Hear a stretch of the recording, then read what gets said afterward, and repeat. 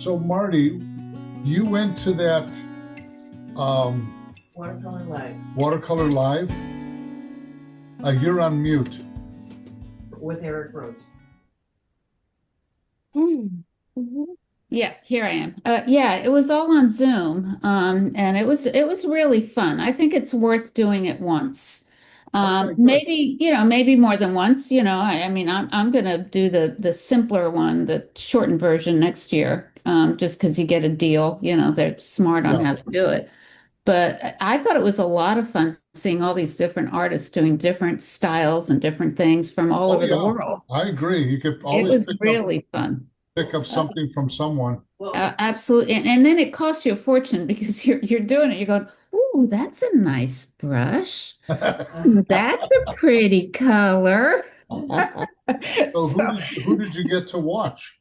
oh, I mean, I couldn't even tell you how many people. I'll give you Morning, Carol.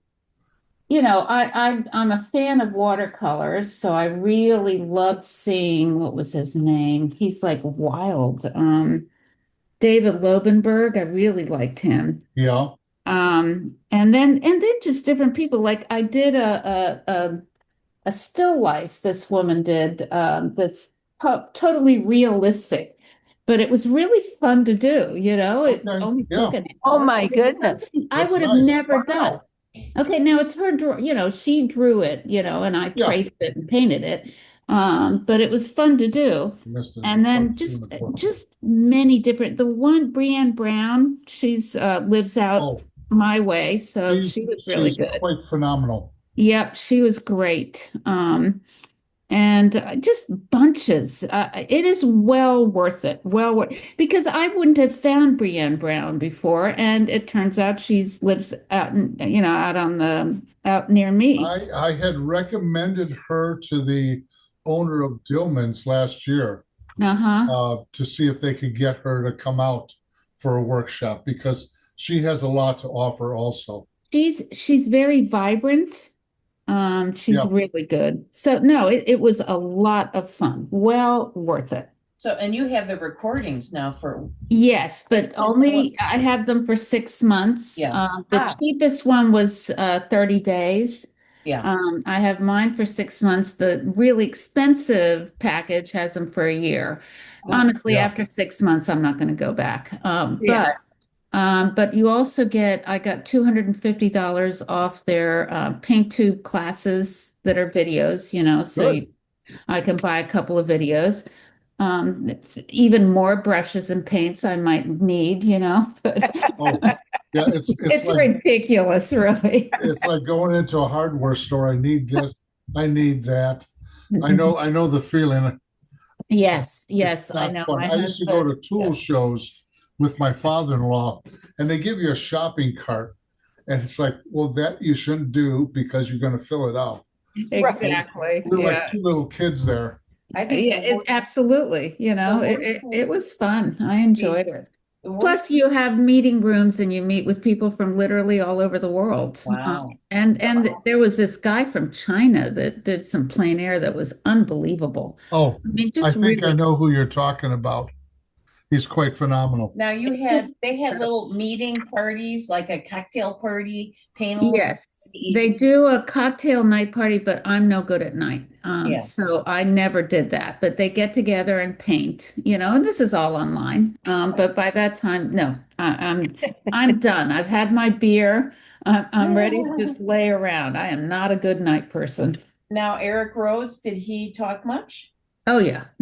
Yeah, Yeah, he's he does. definitely I mean, he's bringing in business. That's what he does. Right. Yeah, he's a good salesman. He's a salesman. Yep. He mentioned when his next book is coming out on marketing. He did not that I caught, because Okay. honestly, those were the times when I went to the bathroom and stuff. I'll be sure to mention that to him. Eric is on bathroom time. I have to tell you a little side note. I had a client who was she taught beading and making jewelry, and so I went to Milwaukee with her to photograph her because she was doing workshops there. It was the Bead and Button Show in Milwaukee, and I'm a jewelry wanna maker, but I never do it. And oh my goodness, you've never seen so many beads, so many things that you could make. It was overwhelming. I wanted to buy, but I think it was worse than if I was to have gone to an art, to buy paintbrushes or a computer. Yeah, you know what? Start knitting. Ah, Then you go completely insane. Okay. Yep. Yarn, touching it, looking at, feeling The tactile. colors, the colors. Oh yeah. my God. So I knit. I mean, I have at least 5 projects on different knitting needles. Don't let me go to a yarn store anymore. Oh, I have it. You I'm know, doing a logo right now for a friend of mine who she's just like you. She started off knitting and crocheting, and then she started spinning, and now she wants to do a fleece and wool event down in Bloomington, Indiana, with recycled fabrics too. I mean, she's oh, that's cool. yeah. No, I love knitting. I absolutely love it. Okay. All Really. right. We're Well, almost ready to start. There's a couple of things I want to discuss with you all. One is I'm changing the format of Zoom a little bit. I've been thinking about it for a while, and I do like to have one painting for 2 weeks. I think it gives a benefit to the students. This was implanted into me by Judy several sessions ago when she gave us a waterfall that she wanted to demonstrate. I said, well, let's use 2 weeks on it. And I think it's beneficial for the fact that you'll do 3 paintings of one session each, and then we get down to the last 2, and you spend 2 weeks on it, so you have more of a finished product, much Right. more of a finished product. Yeah. So I'm changing that Good. for that fact. Yeah. And the other thing is, I've been looking at this potato in the middle of the waterfall all week long. It's been driving me nutty, and the apprehension of I really wanted to go back into it, and Mary says, "Don't touch it until the students come back with you." So Yep. I've decided to bring this rock down into here because I don't like this thing going straight across. So I'm going to remodel the rock here, and then of course give this more facets in here to break it up. The other thing is I'm going to probably put a rock back in here to make it feel like a connection from here to here, but this will be in the distance back here. Okay. Be something in the shadows, just so that it just will balance off just maybe a little bit nicer. So anybody have any questions before we start? So when you have a painting that you're doing like this, obviously it's super dry. How do you approach it? Do you spray it or? Well, right now I'll Yeah. be working wet into dry for the most part, Okay. so that at this point we're giving ourselves more control over the watercolor. Occasionally I'll re-wet the surface on Uh-huh. certain subject matters and float things on top of it very quickly and then leave that dry, such as we did that with clouds and so forth. Right. Occasionally I'll do it, but not that often. Oh, okay. It depends on the subject matter, really, when it comes down to it. Yeah. Okay, here we go. I'm going to address the rock and the background first, just up in here, and in the rock itself. And then we'll get into the rest of it. So I'm going to start with taking my calligraphy brush here. And the background in the photograph is much lighter. If I had it that lighter, it'd be coming forward a little bit too much. So always remember that Mother Nature doesn't make compositions perfect for the artist. So we have to learn how to remanipulate and readjust, leaving things out, putting things in, adjusting the values, so that we're coming up with a good painting. So I'm going to take the sap green here and a little bit of the raw sienna.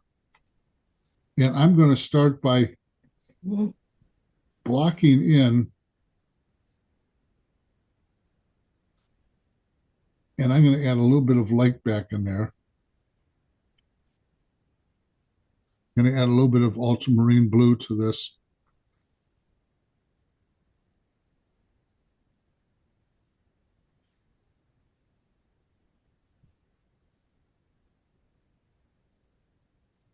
And I'm going to kind of just make this choppy up on top. I don't want the rock to look too perfect. So that's starting to give us a different shape. And I don't have that potato staring at me.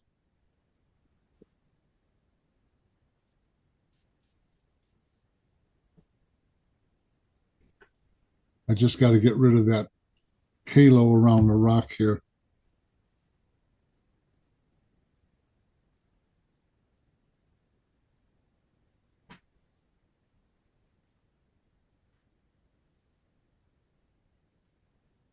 And that makes it a little bit more pleasant to the eye.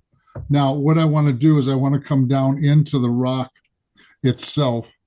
I'm going to take some burnt sienna and some of this green here.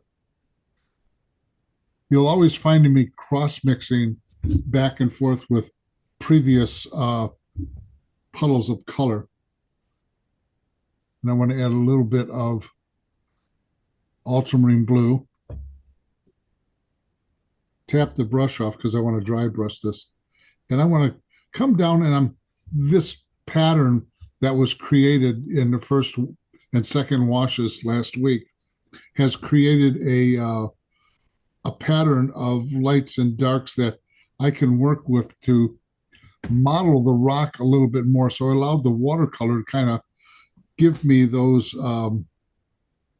movements within the rock.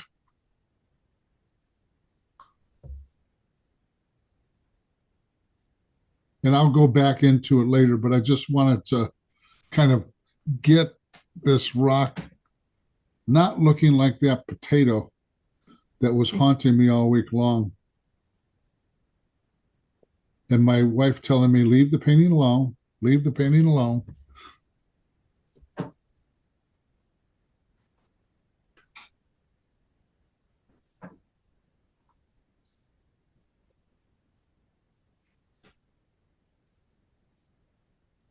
Now I'm going to put a rock in right back here.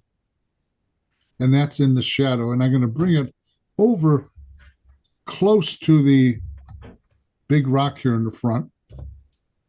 And I'm going to kind of tease it into that misty area that's just above it. I'm going to bring this all the way over.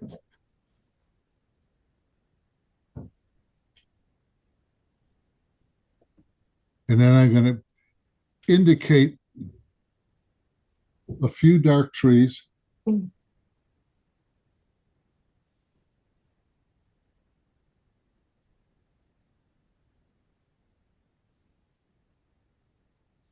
Right within the wet area. They will dissipate to a great degree. And I'm going to get rid of this halo around the figure somewhat.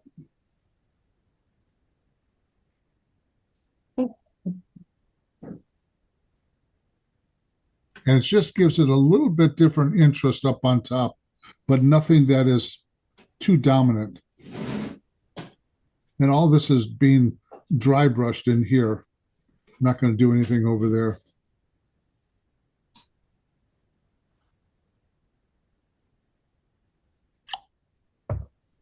And then the last thing, because I don't want to take it really any further than what I've just done, I'm going to add a little bit of warm color in front here so that the cool color behind it will make the warm color pop out. And the last thing I want to address is this rock over here, just to give it a little bit of definition, not too much.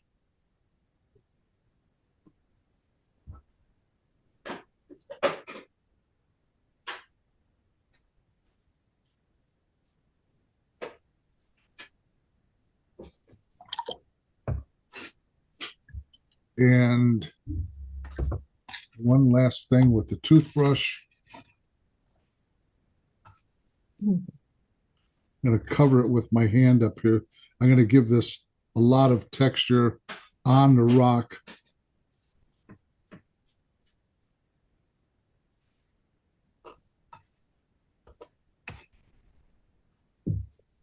And then I can go back into it later on and divide and conquer. And I want to soften this a little bit. I want to give this a little bit of light over here, just so it comes out just a slight bit.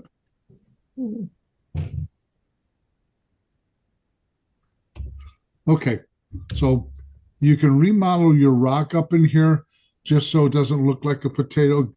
Give it a few more lumps on its head. And then darken this area in up here. And kind of while it's wet, take your ultramarine blue and your sap green, maybe a little bit of burnt sienna, and just give the feeling of some of the trees coming up. And I'm going to put this up here so we can see it a little bit better.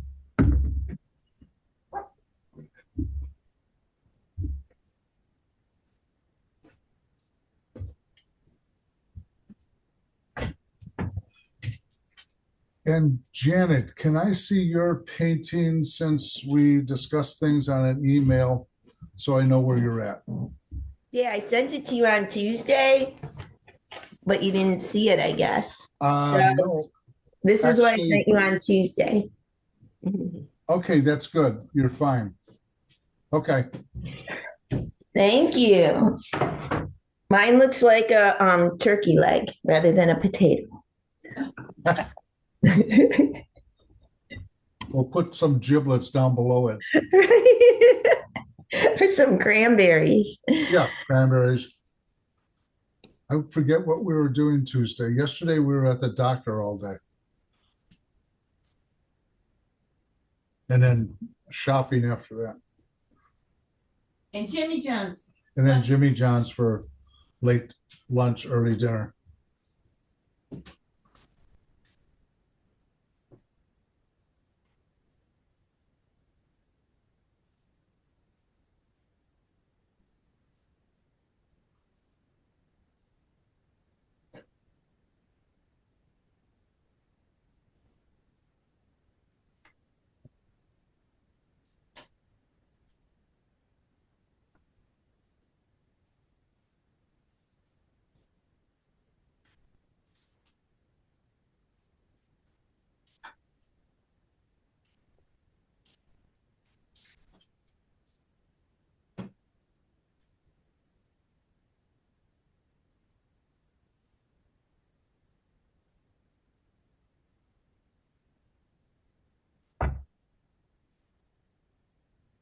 Now, if this is the first waterfall you've done, don't feel bad if it doesn't turn out exactly the way you want it, because my waterfall was atrocious. It looked like it was coming out of a sewer in Chicago.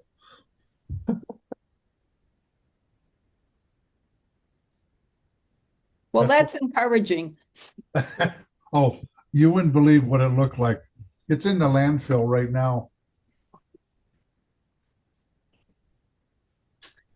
You know, we have those failures that help us progress, and every failure I've had has pushed me forward on what not to do. Sure.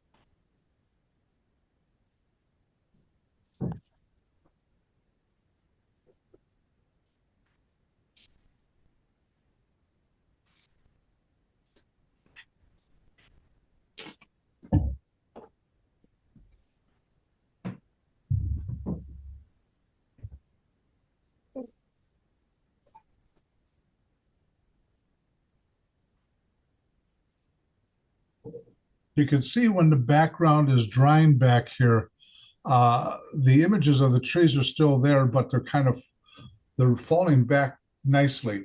I don't want them to protrude out because they'll overtake the waterfall.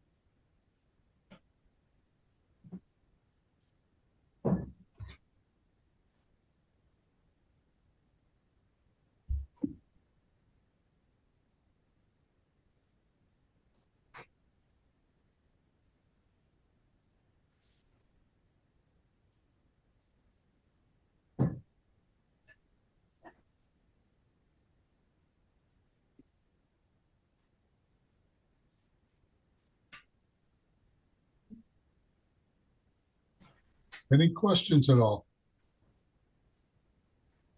Don't be afraid to ask questions.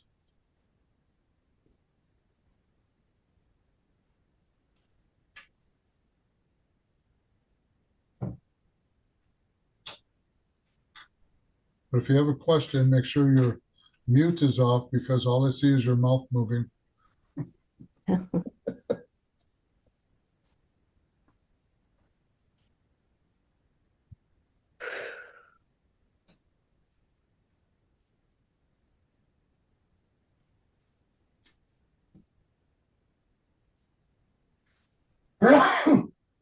Excuse me. Gesundheit.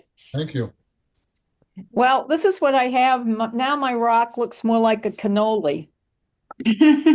That sounds good. At least it's always food. It's Mine getting is a living thing. it's getting quite dark. Yeah, I know. And what you need to do is to spray some water up here, put a paper towel up in here. Okay. Usually when I have something like that, I'll put a paper towel over the top part and Sure. spray it and then start lifting. Okay. Spray it with your toothbrush and water. It gives you a Okay. little bit better control Okay. because you do want some light on that rock up there Yep. because it will show better form, of course.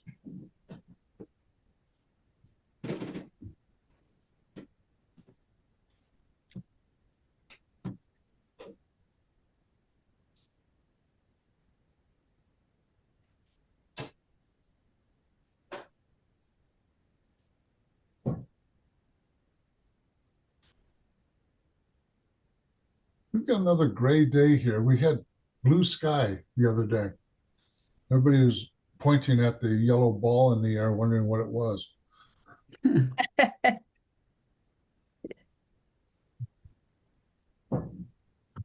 But I think that's what winter brings for the most part.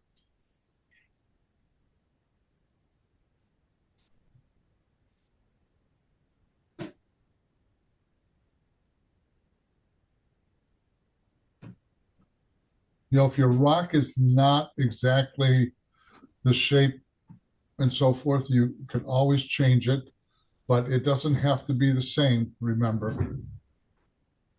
I modeled it according to what I was seeing shapes in my rock.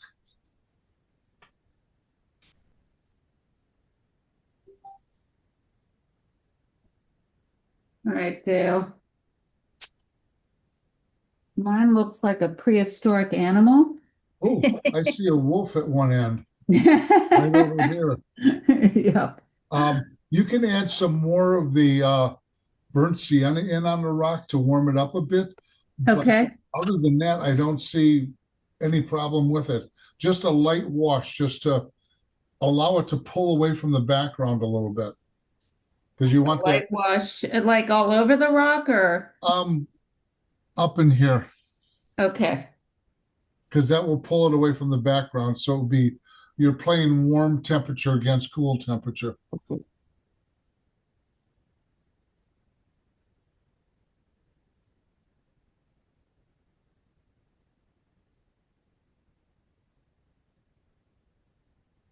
And I hope you got your water problem fixed down in Florida.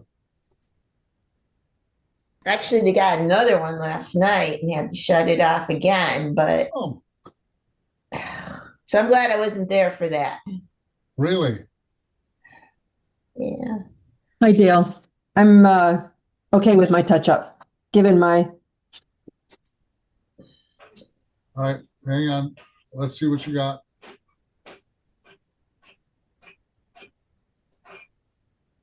Yeah, good. Much better. You always gotta have to look at the warm temperatures against the cool temperatures in relationship to themselves and what you're doing. When I'm working a snow scene, sometimes I don't use the manganese blue or cerulean blue, which some of you might have, because it's too candy color. But what I will do is I'll work with the cobalt blue with the ultramarine blue, and the cobalt blue is way cooler than the ultramarine. So it's a relationship that you're creating. You don't always need to have the same things going on all the time as are professed.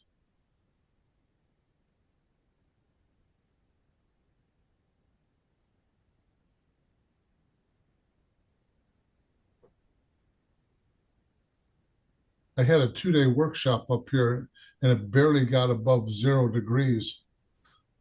And the 4 people that signed up showed up. I was all the way from North Dakota was one student. I'm going, really? She said she liked northern Wisconsin, wants to move here. She had lived here once before, but I'm going, you could have stayed in a warm house at home. Plus the boiler went out at the gallery that I usually do the workshop in. So we were in another building in downtown Land O'Lakes, which they were kind enough to let us in.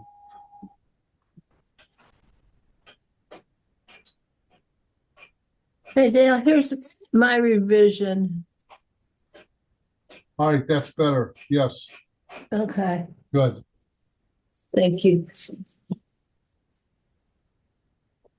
Hey, Dale, how's that? Oh, that's much better. You Oh, can add wow.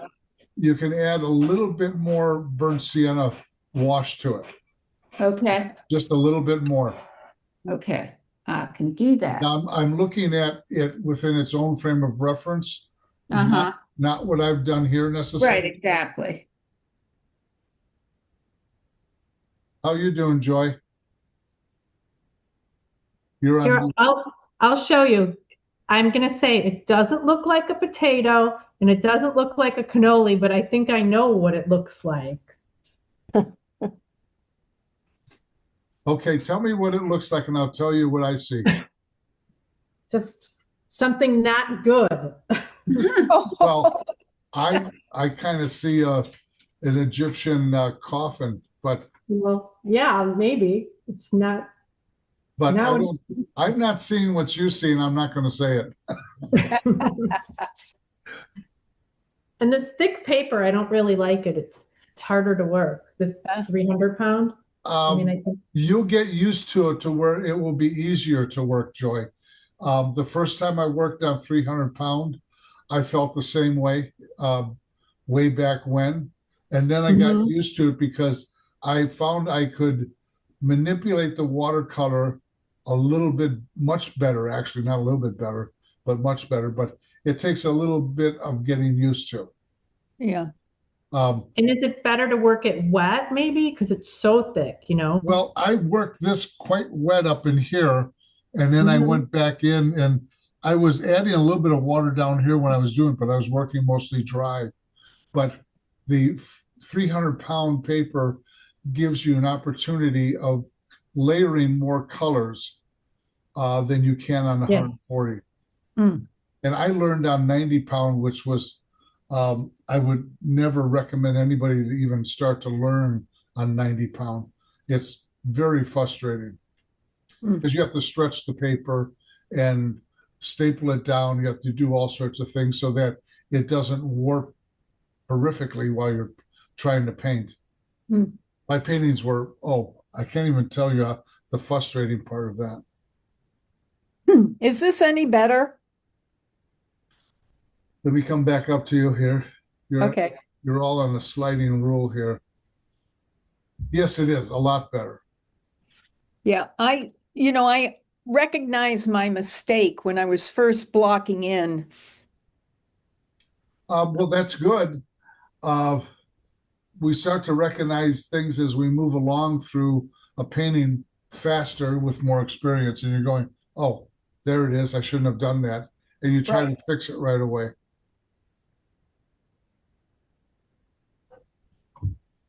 Well, I keep reminding myself that I only started doing this in October, so You're doing quite well. Trust me.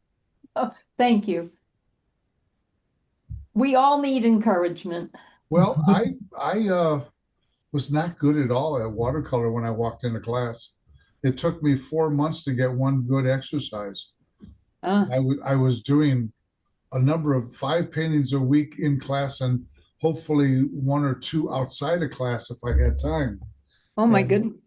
And they just were one failure after another, but the failures were getting better. So it's something that you just got to get used to. Yep. It was just around Christmas. My instructor told me that I turned a big corner and I have one good exercise now. Finished. He didn't say painting, he said exercise. Oh my goodness. But they started getting better after that. And then this young lady towards the end of that year asked me if she could buy one of my paintings. Oh my goodness. So I sold, my first painting was sold to her, I think for $45. 40. 40. And you have to tear it up later. Can you guess who bought it? I cannot guess. And I wouldn't let him tear it up now. I told him. I love that. That's like the best story ever. It is, yeah. Love that. I'm gonna clean my palette.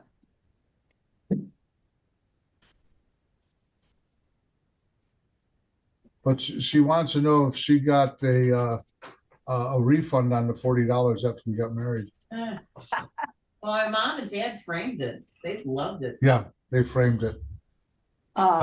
We have it now. Somewhere on the property, God knows where.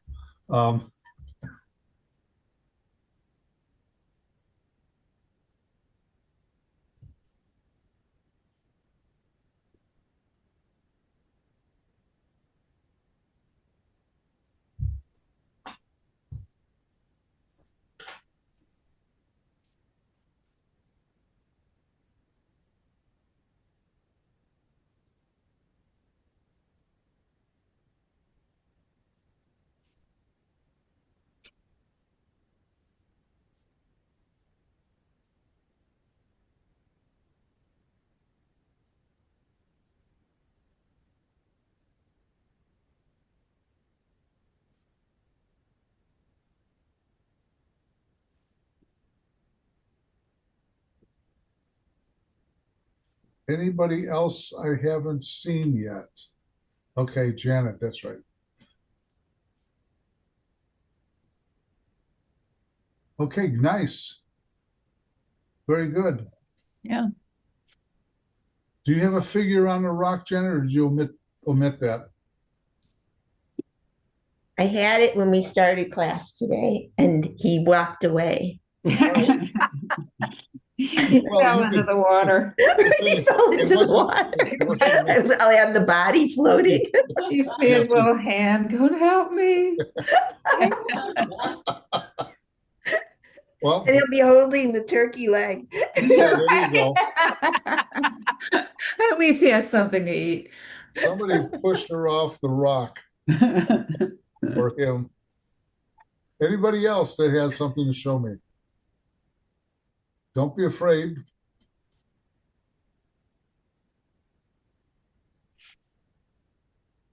Have I seen yours, Mary? You stinker. No, and I don't think you're going to. Why? Come on, don't be Well, brave. okay, I'm sure. Worst one I've ever done. But here it is, if I can do it. So yeah, oopsie. Yeah, Right, a little bit more to your right. to my right. Okay, Yes. here we All right, go. that's not bad at all. Yeah. You're being a little bit too hard on yourself. No. Right now, with all of you here, I don't see one failure. So don't be so hard on yourself. Okay. Otherwise, I'll have a long talk with your husband. No more coffee for you in the morning. Right. Oh, yeah. Okay, we're gonna get started again.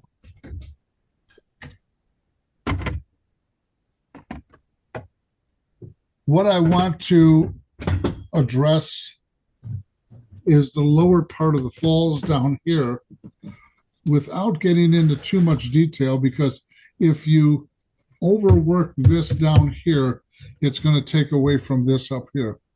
So I am going to start to work down here, and I got to kind of feed things in from the bottom of this fall here into the flowing water down here. But the first thing I'm going to address is I'm going to go from right to left. This here has to be addressed. So I'm going to take and first clean my palette off here. The ultramarine blue, and I'm going to be using a little bit more green. I started to use green up here to bring this color down, but I wanted to add more green into the fall so that we have a little bit more unity. So I'm going to take the ultramarine blue and the sap green here, tap the brush off here, and I'm going to start dry brushing in very simply. The feeling of some of this darker water down here. Then I'm going to take a little bit lighter version of that. So I'm adding more water to it. And I'm going to kind of creep up on this rock here. And I'm going to take a little bit of the raw sienna here that is falling, because I do want to bring that color down here too. And I want to tone this down a little bit with that color also, because it's off to the side. I don't want to bring any attention with high contrast of value. And I'm going to bring a little bit of it into the falls up here with a dry brush.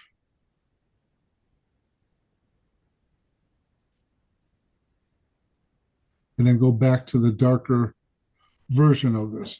And this is where you're kind of teasing things in. You don't want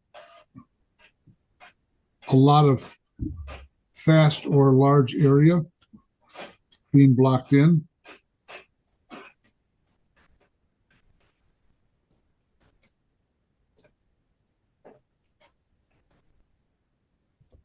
I'm not concerned about that you get everything going in here as far as the amount of white water, because you could drive yourself silly unless you've mapped out everything, which you really don't want to do.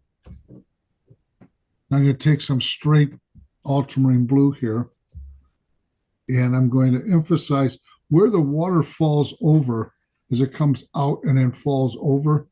It's darkest right here as it moves away from the light. So I'm being very conscious of getting that dark so that it folds down and goes down the waterfall here.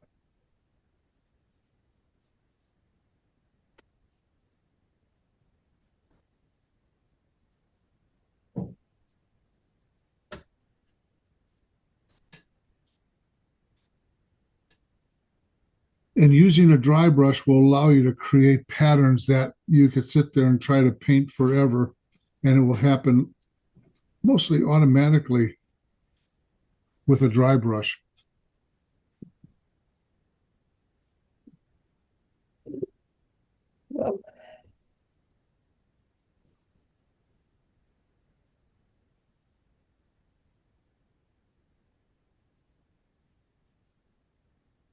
And all I'm doing is looking at the values of things, not the values and the shapes. I'm not looking at too much what it is, just trying to get things in the right order. And assuming something that you have to learn by doing is putting something down that's going to look too dark, but wait till it dries. It will probably look just fine. And I'm going to take a little bit of the raw sienna and the burnt sienna, and I'm going to kind of drag some of this into here.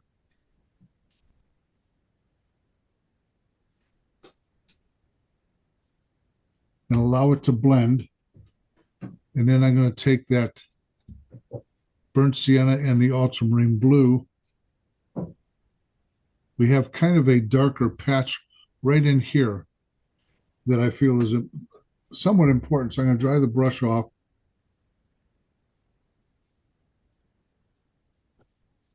And I'm going to bring these kind of splotches coming down into the water itself. And before I go too far, Janet didn't remind me to take a picture. But this will be close enough.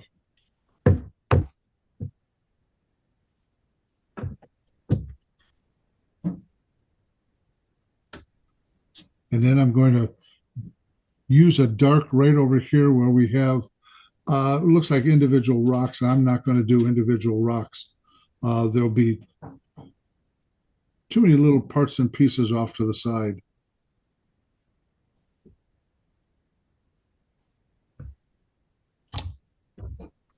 Now I'm going to go back to making some of those darks in the water back on this side here.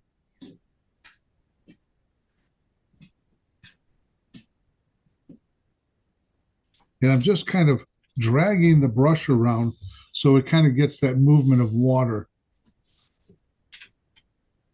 Going to grab a little bit of the raw sienna here and kind of just drag it in here, dry the brush off, and then kind of bleed it out into the larger area of lighter water.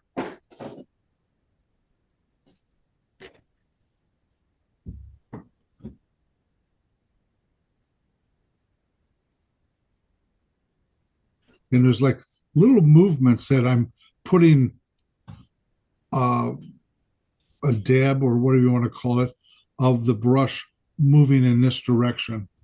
And as I come down to this area here, I'm going to block it all in, because too much movement down near the border is not a good thing.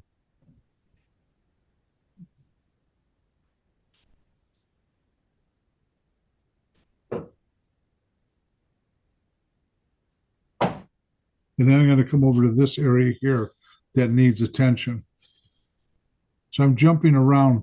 The reason why I'm jumping around is because if I go back into this over here, we're going to have bleeding all over the place. So I need to let this dry over here a little bit.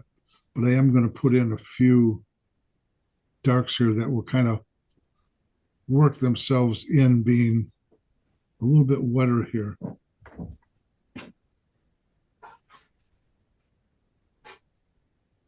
Okay, now over here, I'm going to take some of this bluish green.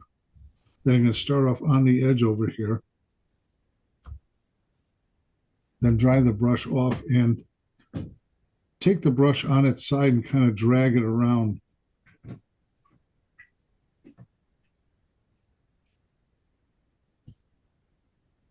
And then some of the raw sienna and burnt sienna. Dry the brush off again, and I'm going to put that in here and then come back in with, because it's reflecting this color. Then I'm going to come back in with the dark blue-green and put that down right in here and let it kind of fuse together a little bit.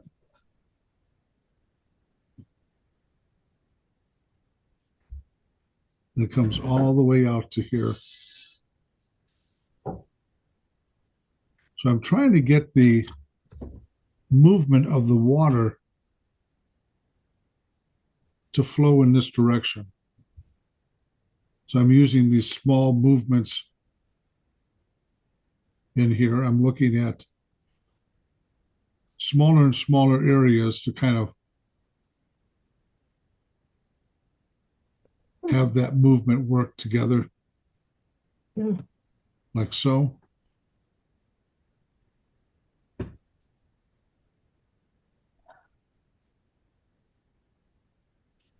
But I'm not overly concerned about that they're actually doing everything that's happening in the photograph. It's not necessary. Mhm.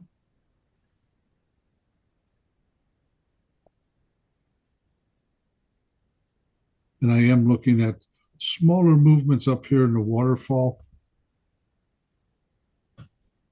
Directional brush movement. Mhm. And the last thing I'm going to do is going to bring a little bit of that warm color in on the edge over here with a little bit of dark. And that's where I'm going to stop at this point, so that I actually worked a little bit up in here with the darks to make it fall over and then down into the area here. Let's see if we can make some of this move a little bit or drift. I got the toothbrush just with a little bit of water on it.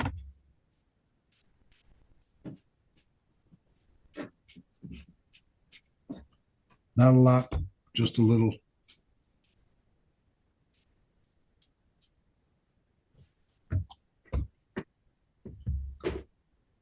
And then what I can do is take my smaller brush here and kind of manipulate the drift just a little bit.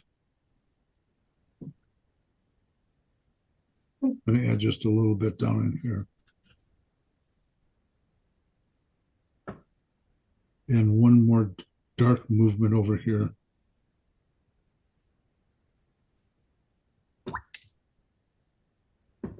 And I'll put this up on the board. So I didn't do a whole lot of applying paint. I darkened this and then I just simply manipulated, bless you, manipulated the drift along through here. So everything is going this way.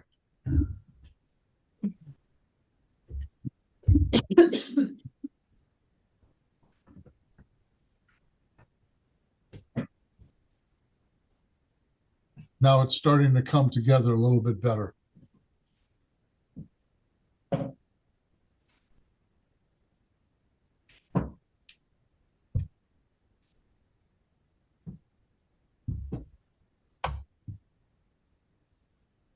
I'm going to clean my palette off here and clean my sponges, and I'll be right back.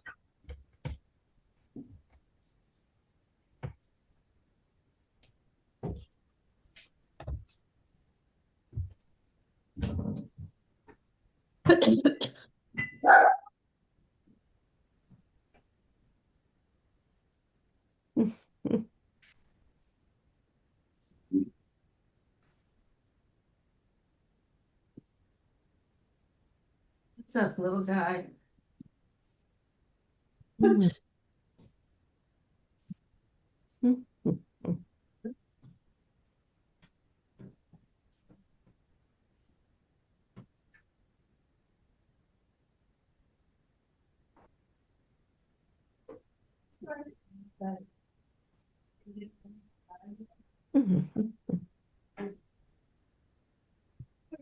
Got it, buddy. All good.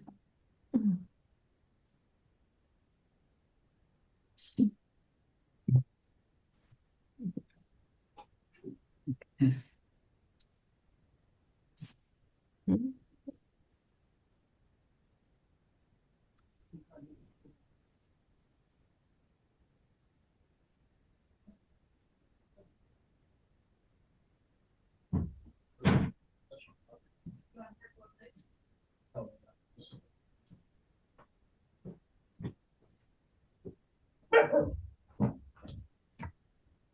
You want me to let her out? Well, never mind, she let herself out.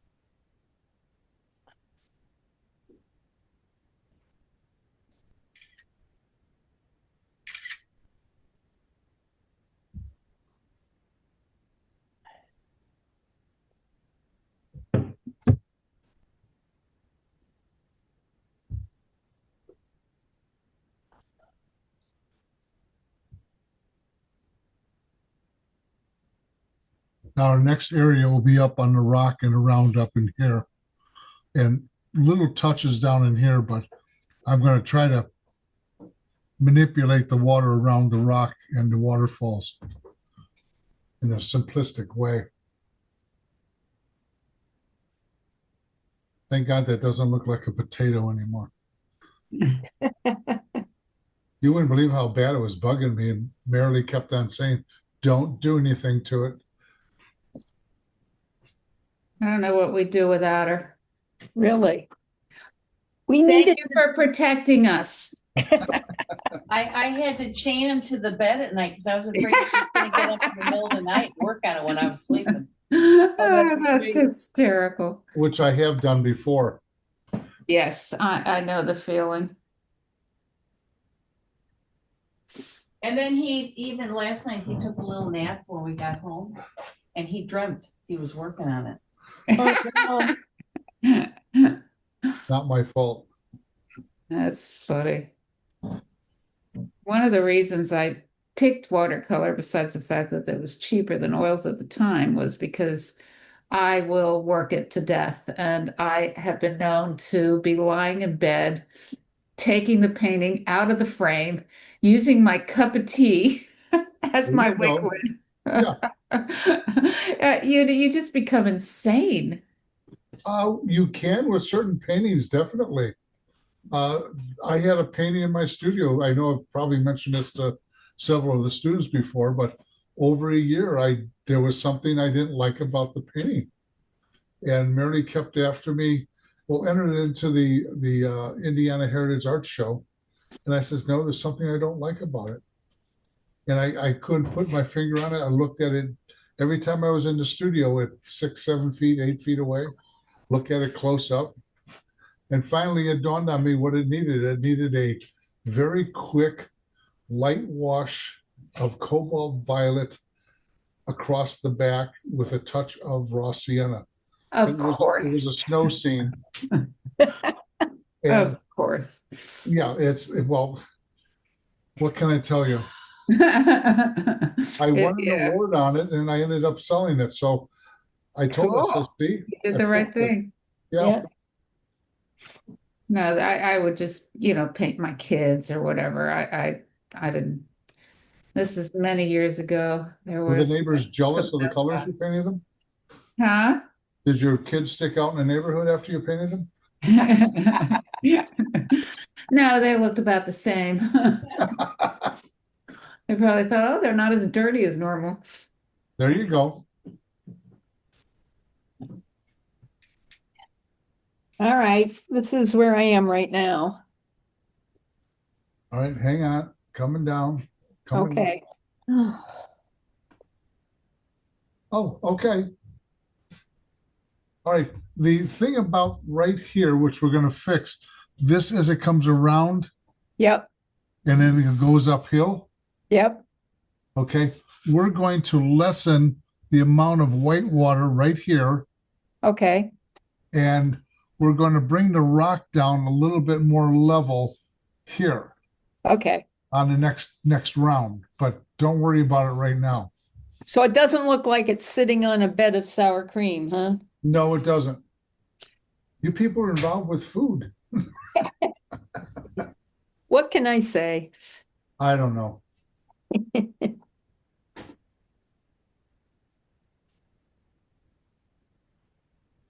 All right, Dale. Well, that's coming along nice. Good. Yeah, very nice. Yeah, thank You can use a little bit more work down in here into this area here, because this was a primary wash for the next phase that we're going to do on top of it.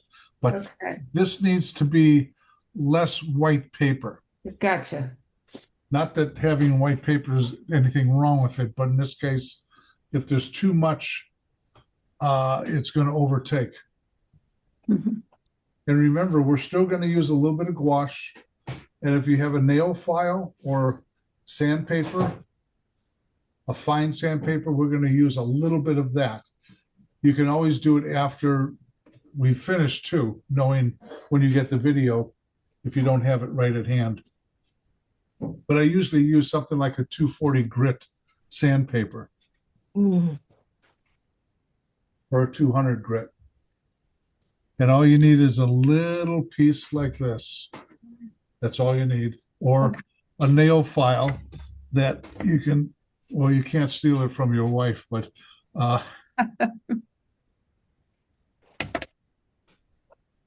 Like you did. like I did, yes.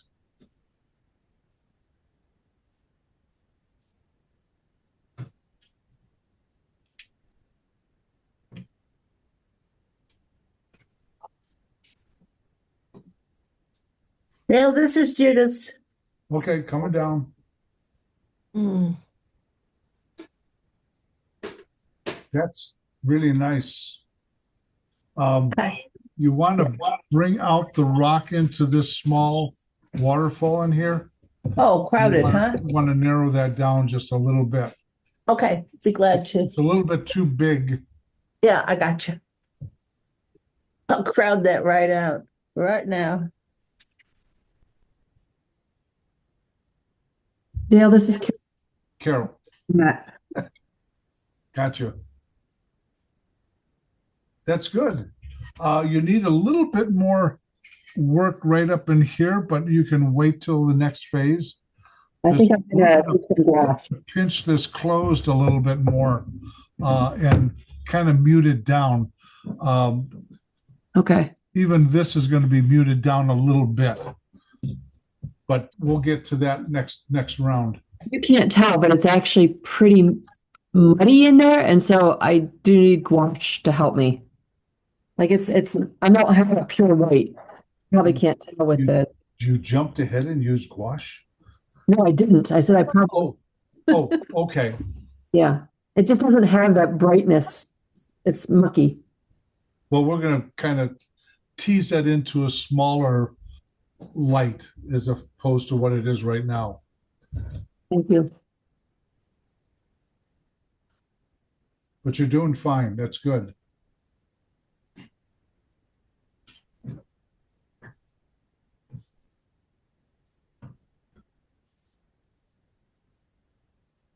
But the idea is not to play with it after you're done with putting this sequence in. Try to sit on your hands, look at the waterfall, but don't touch it. Easier said than done. I know it is. I have a friend that tells his students, it's not a toy, don't play with it. Right.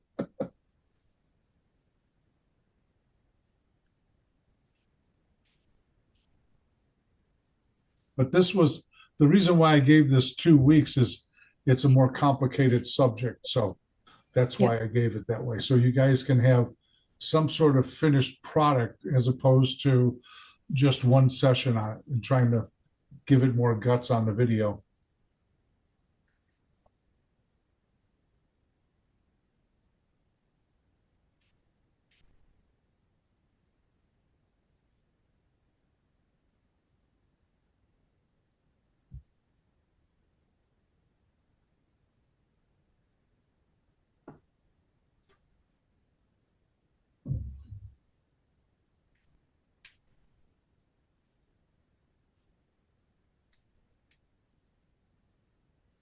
I'm also going to block the man end too on the top of the rock.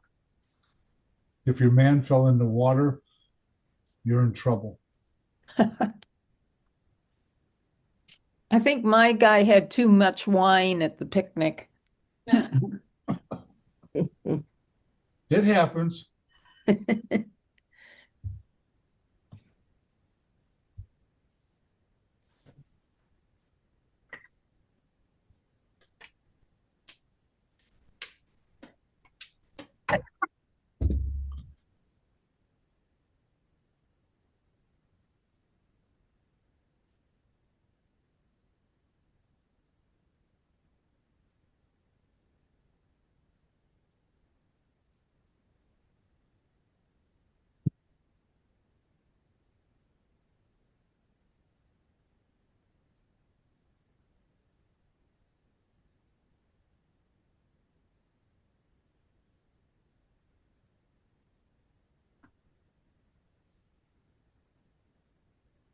Just remember you're going slow at this, or slower at this part.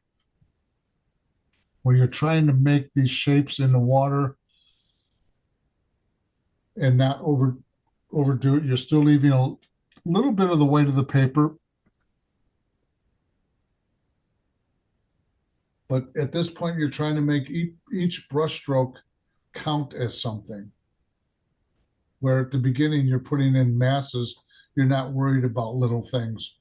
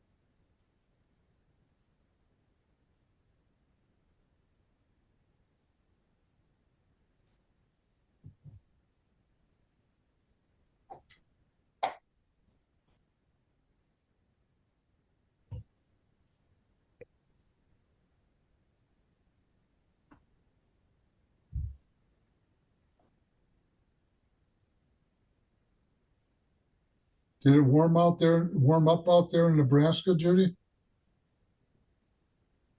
Absolutely, we're up to like 40. It's a heat Really? wave. Yes, that's right. But believe it or not, it's going higher. Wow. I'm excited. I got myself an activity tracker, and Yeah. I find that I can't get my steps in unless I can get out of the house. Yeah. You know, I'm just Oh, not yeah. going to get it on daily Yeah, levels. Yeah. So Yeah. this is it, man. I'm outdoors. that's good. Yeah. We hit 24 degrees yesterday, so you saw Wow. people with shorts on. And sweatshirts. And I'm going, That's a Really? heat wave too, yeah. That I'll never understand, but you see a lot of the teenagers go to high school and so forth, and they're in practically spring attire. Yeah, they do that here too. I can't understand it. It'll be 7 degrees out and they're walking home from school in Bermudas. I'm Yeah. thinking, boy, you better get inside fast, guy. You're gonna lose some skin. No kidding. Yeah. Maybe they lost some brain cells and Yeah, stuff. maybe Marilee said maybe they lost some brain cells instead. They never had them. I'm sorry. Some No, of them, it's yeah. frustrating. Yeah, it's real. I have my granddaughters. I'm constantly fighting them to put something on. Oh, I'm like, yeah. oh no, it's not cold, Lala. No. Yeah. Well, we get cold easier as we get a little older.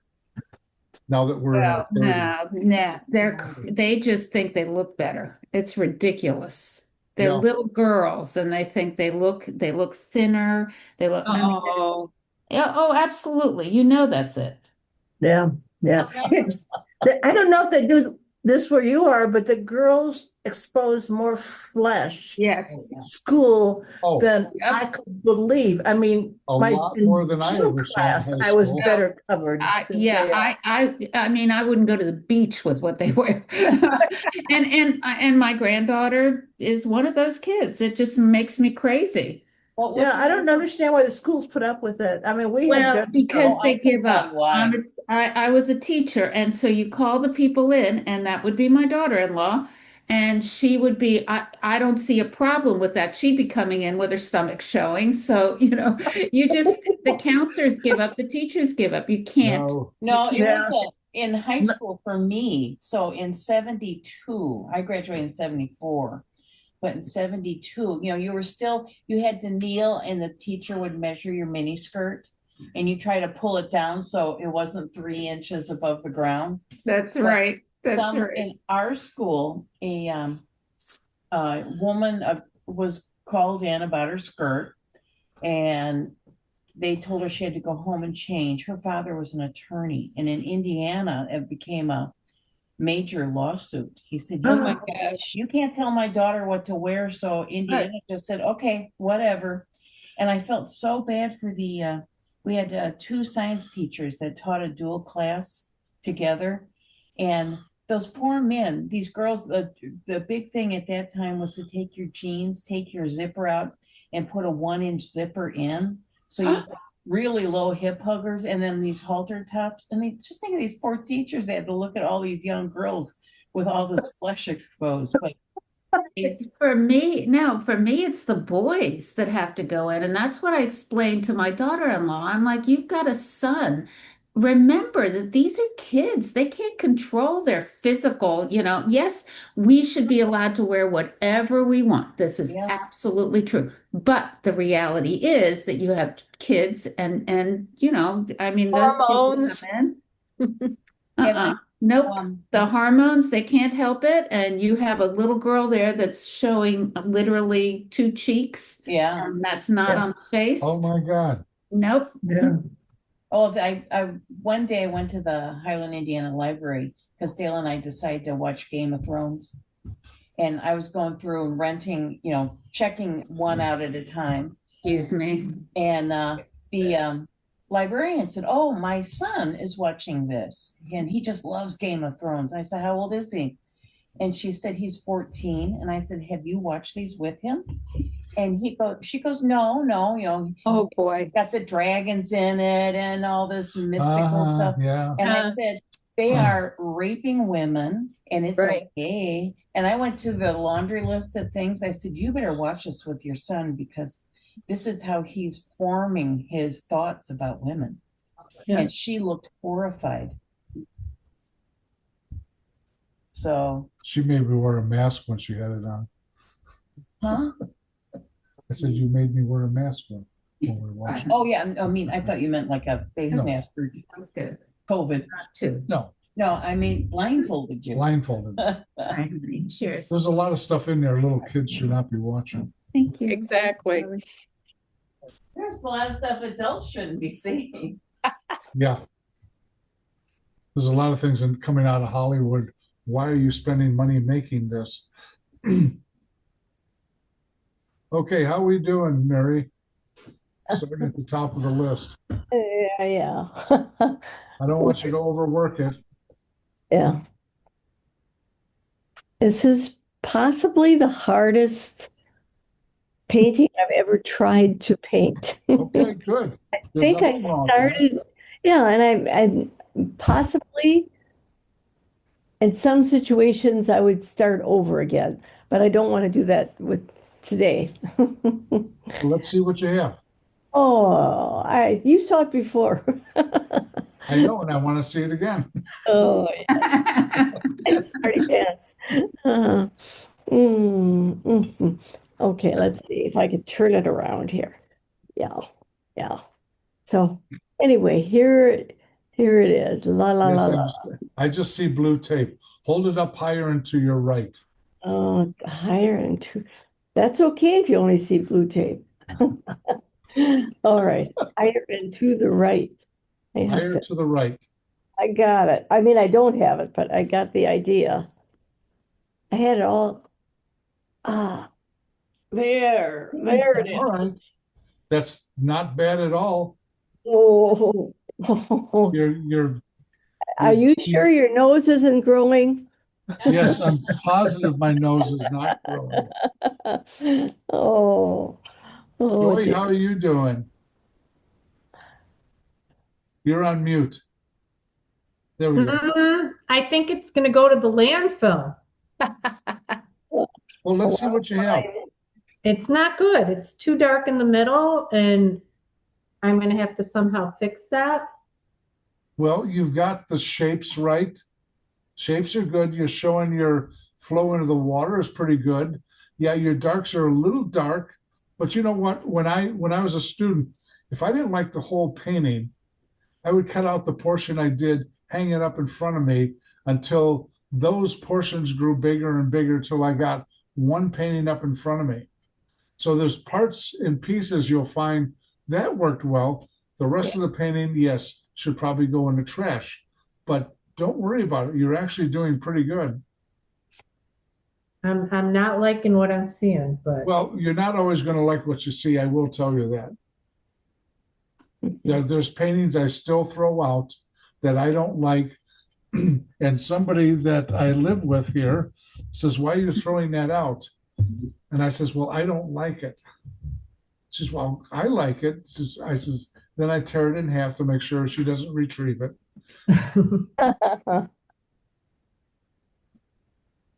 But yeah, there's always going to be things you don't like. That's an understatement to a certain thing. But you can't have everything turn out the way you want. But you're doing all right. You have to remember, I have a couple more years of experience. Right. I can fail on a different level, and you think what I did was fine. So don't feel bad. so I want to say to Mary, to all of us, every single time I feel like I should start over, and sometimes I do, and it's not. Then I need to start all over again. Yeah, I do them twice sometimes, and I'm still. I I understand what you're redid saying. this one. All the time. Yeah. There's been times in the middle of a workshop, a painting I'm doing, and I'll sit there and look at it right in the middle of doing the demonstration. I'm going, oh, this is not working out the way I want it to. So I usually take a pause, have the students work on what they're doing, and I'll look at it on the big screen walking around, deciding what my next step is. And I'll say, well, I need to simplify that and go forward with this. And eventually it works out. But there's been some times where I had doubts about continuing on it. But it does work out if in a simple way. But I was overthinking it is what my problem was. Because I'm talking at the same time, I'm demonstrating and trying to lecture on what they need to do, and things will sometimes fall through the cracks.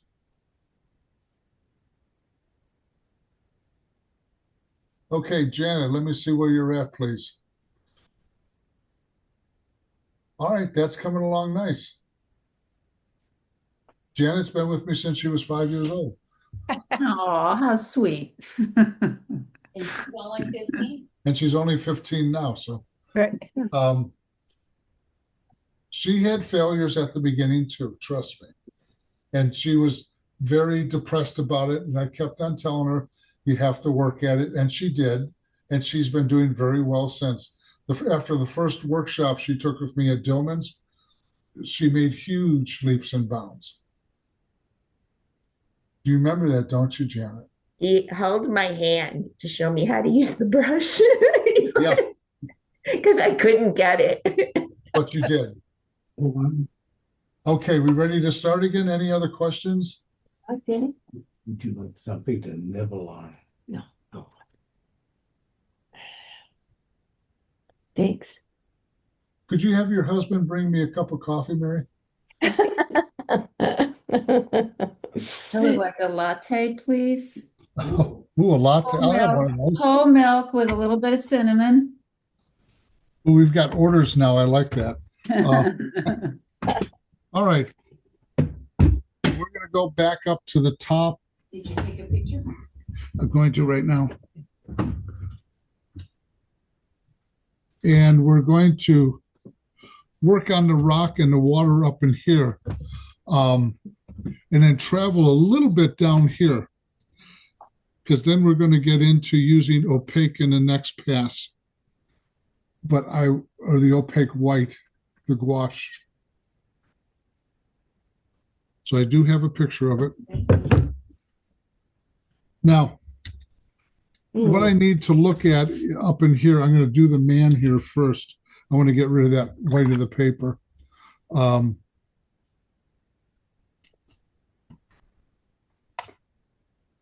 And I am going to simply block them in very casually. All I'm doing is getting rid of the white of the paper. And then I'm going to use a little bit of ultramarine blue. I'm going to tap his pants dry a little bit. Because if I overstate him, your eye is going to be going too much for him and not the rest of the painting. All right, I'm going to go into this rock and I'm going to start to create some different facets of the rock. And I'm allowing the rock kind of to tell me where I need to look. So I'm looking at the patterns of things I've already created. And I'm going to work with those patterns. So first thing I'm going to do, I'm going to pull out a little bit of light right up in here.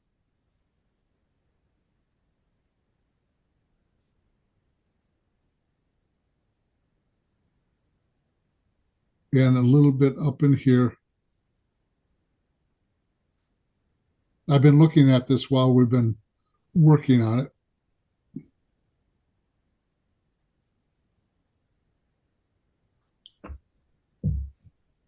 And all I'm doing is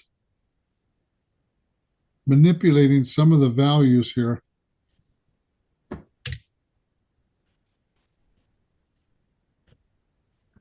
Then I can go in and start adding some darker darks in. So I'm going to start at the top of the rock here.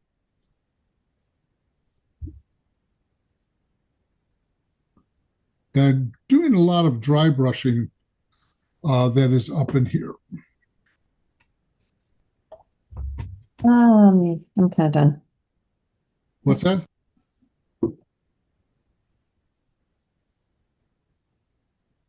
I thought somebody had a question. So I'm adding larger areas of color, and I'm adding warmer colors in certain areas here.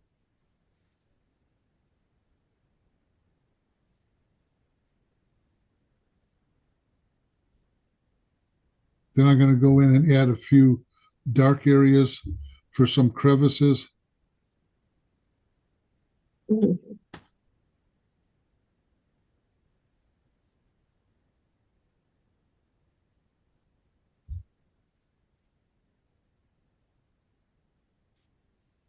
And really, it's breaking up the shape of the rock. Nothing more than that.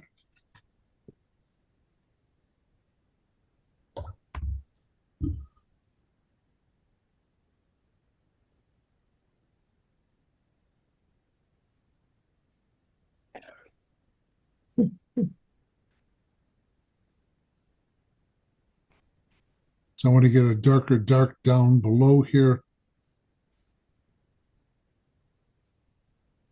Just on the edge, so that it turns over the same way that I implied the waterfall.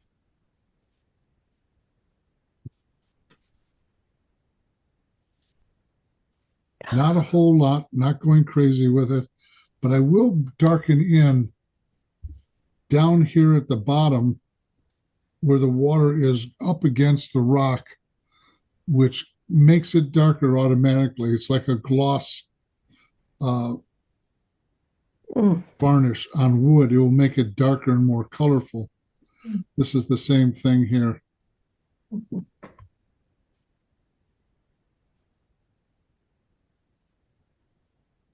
And I am looking at the photograph in this case for some particulars, but not every little nook and cranny.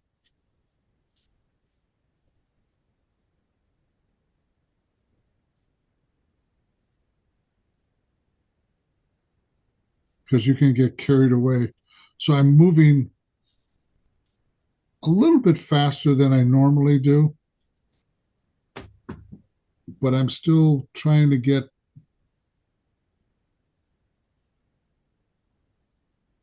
the feeling of this rock in. I'm going to jump across to this one over here, and I'm going to give this a little bit more darker rocks in here.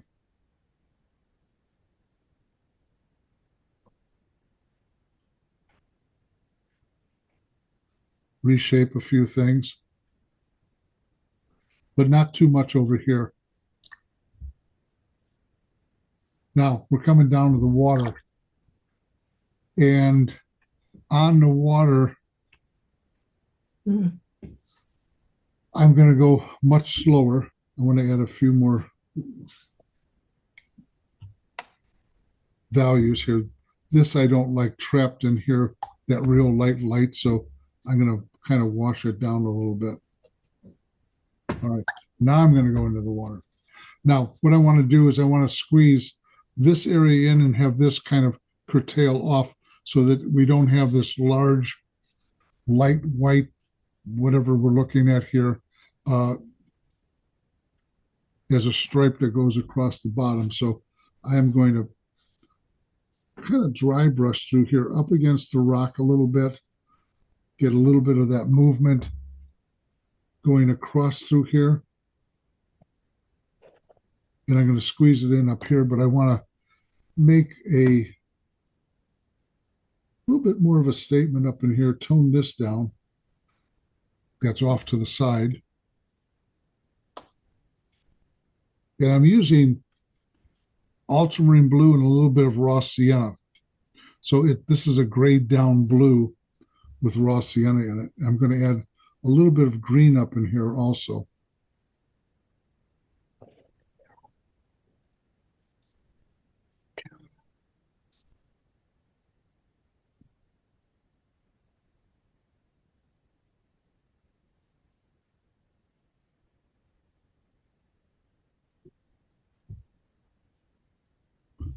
And then this is got to go way up here. So I'm narrowing a lot of this stuff down.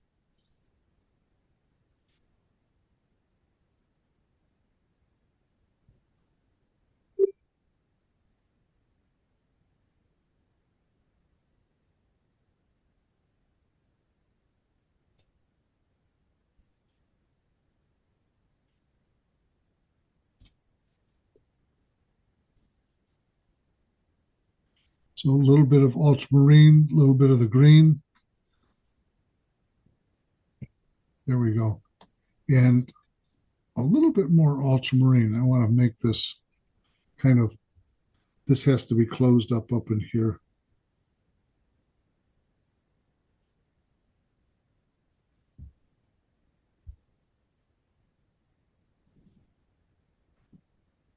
So I'm looking at the shapes of things and the value and then the color.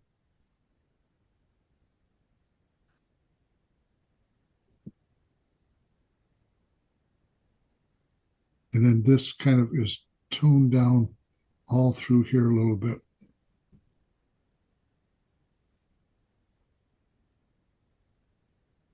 And almost pure ultramarine right in some of these areas here.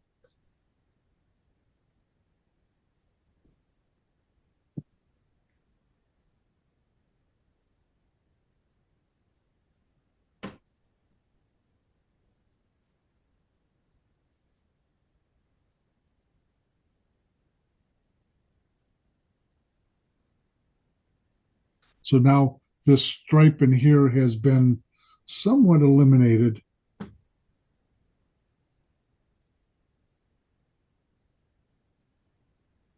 Hmm.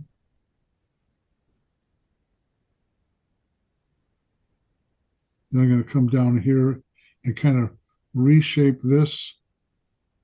And bring it all the way down.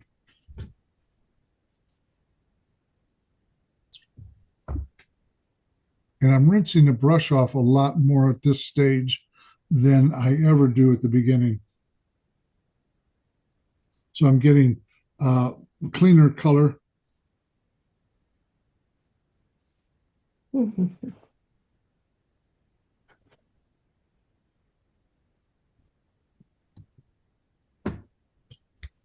there's an area here that I have to lift.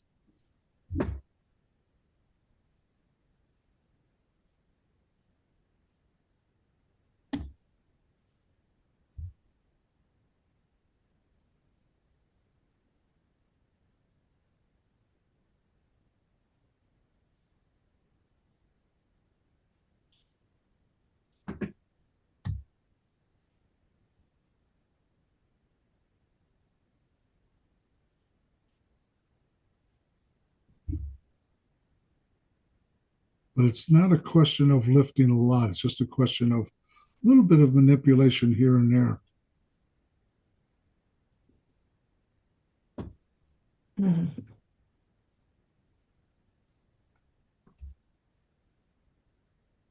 then I'm going to come up in here and soften a little bit of this movement up in here, up against the rock, because the rock is, the water is bouncing up against the rock and it is kind of being a little bit lighter. And I want the rock to be a little bit softer at the bottom.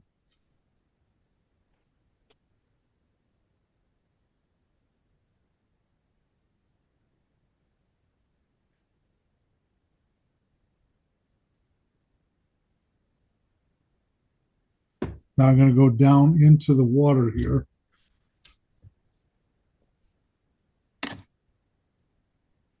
And I'm going to take some of this burnt sienna and raw sienna with a lot of water in it.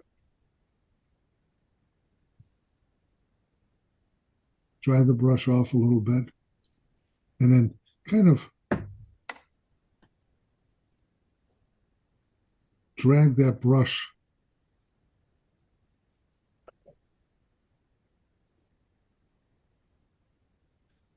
through here just a little bit more raw sienna and a touch of the ultramarine blue with lots of water.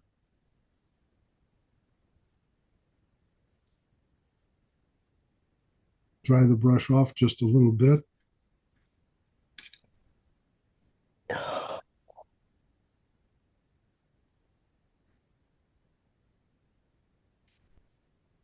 Now, I will admit that working a waterfall, there's a lot of tedious work that you can continue doing, but you have to be careful on how much you're putting in. And I need to add a little bit of the green with the raw sienna, a little bit over here.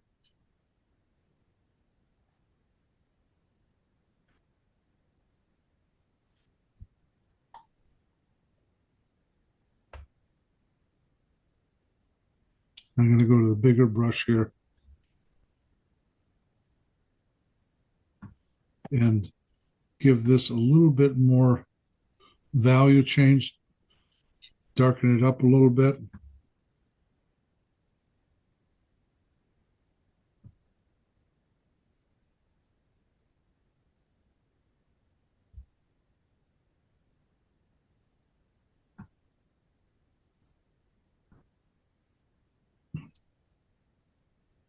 And this is about where I'm going to stop as far as this goes.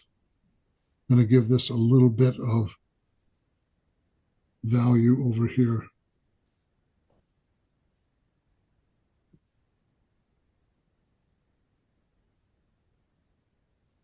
It's kind of a wave back and forth here. Dry it off. I'm going to give a little bit of, pull some of that color out into the white water here a little bit so it's not separated in color.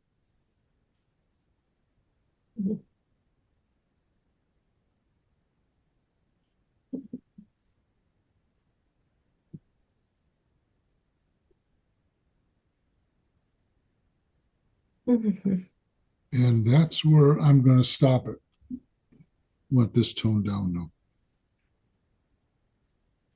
So the next part will be the gouache and a little bit of the sandpaper.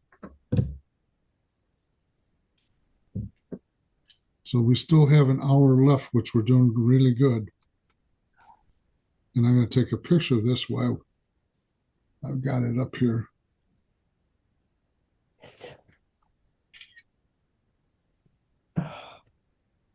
So all I did was manipulate the shape of the rock a little bit, didn't get carried away with it, toned this guy in, which he'll be finished up this next time, narrowed this movement along through here, which I'm going to emphasize the splashing next time we come through here, but I needed it toned down. It was too light, too wide. And then I came here and punctuated a few things through here and worked down here. So this is where we're at this particular point. The guy that's up on the rock will not have too much work done on him. And if you want to push him down the waterfall, you don't have to put him in if you don't want to.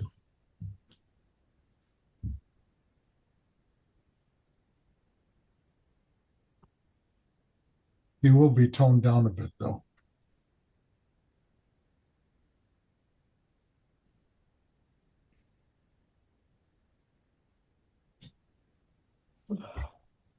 And clean this off. I'm going to go clean my sponges and I'll be right back.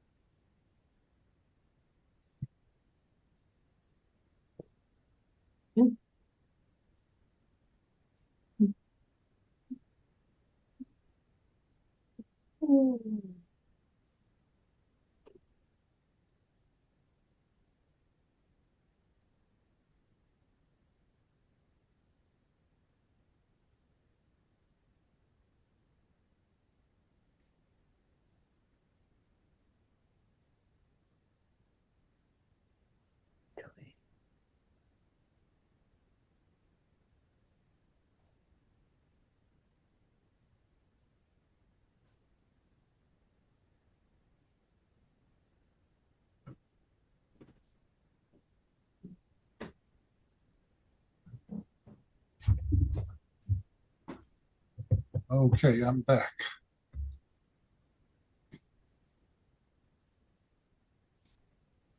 All we're gonna do is manipulation with what we have down this next phase.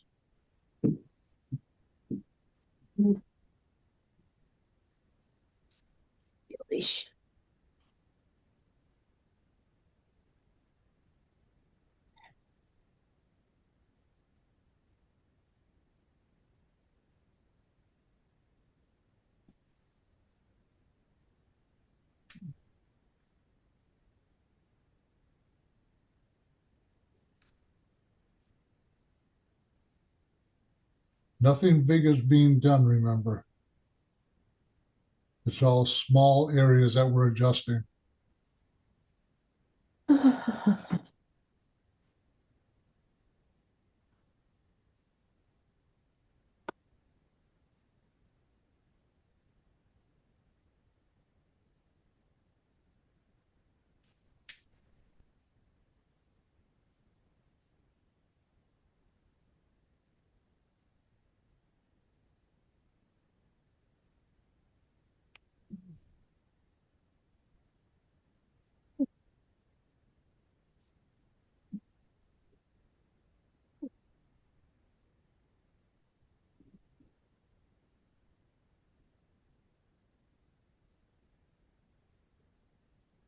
Remember, you have to smile and breathe while you're painting.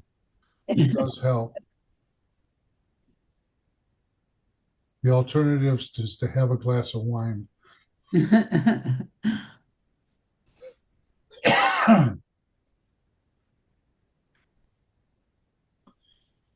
Which I used to do in my studio class back in Indiana.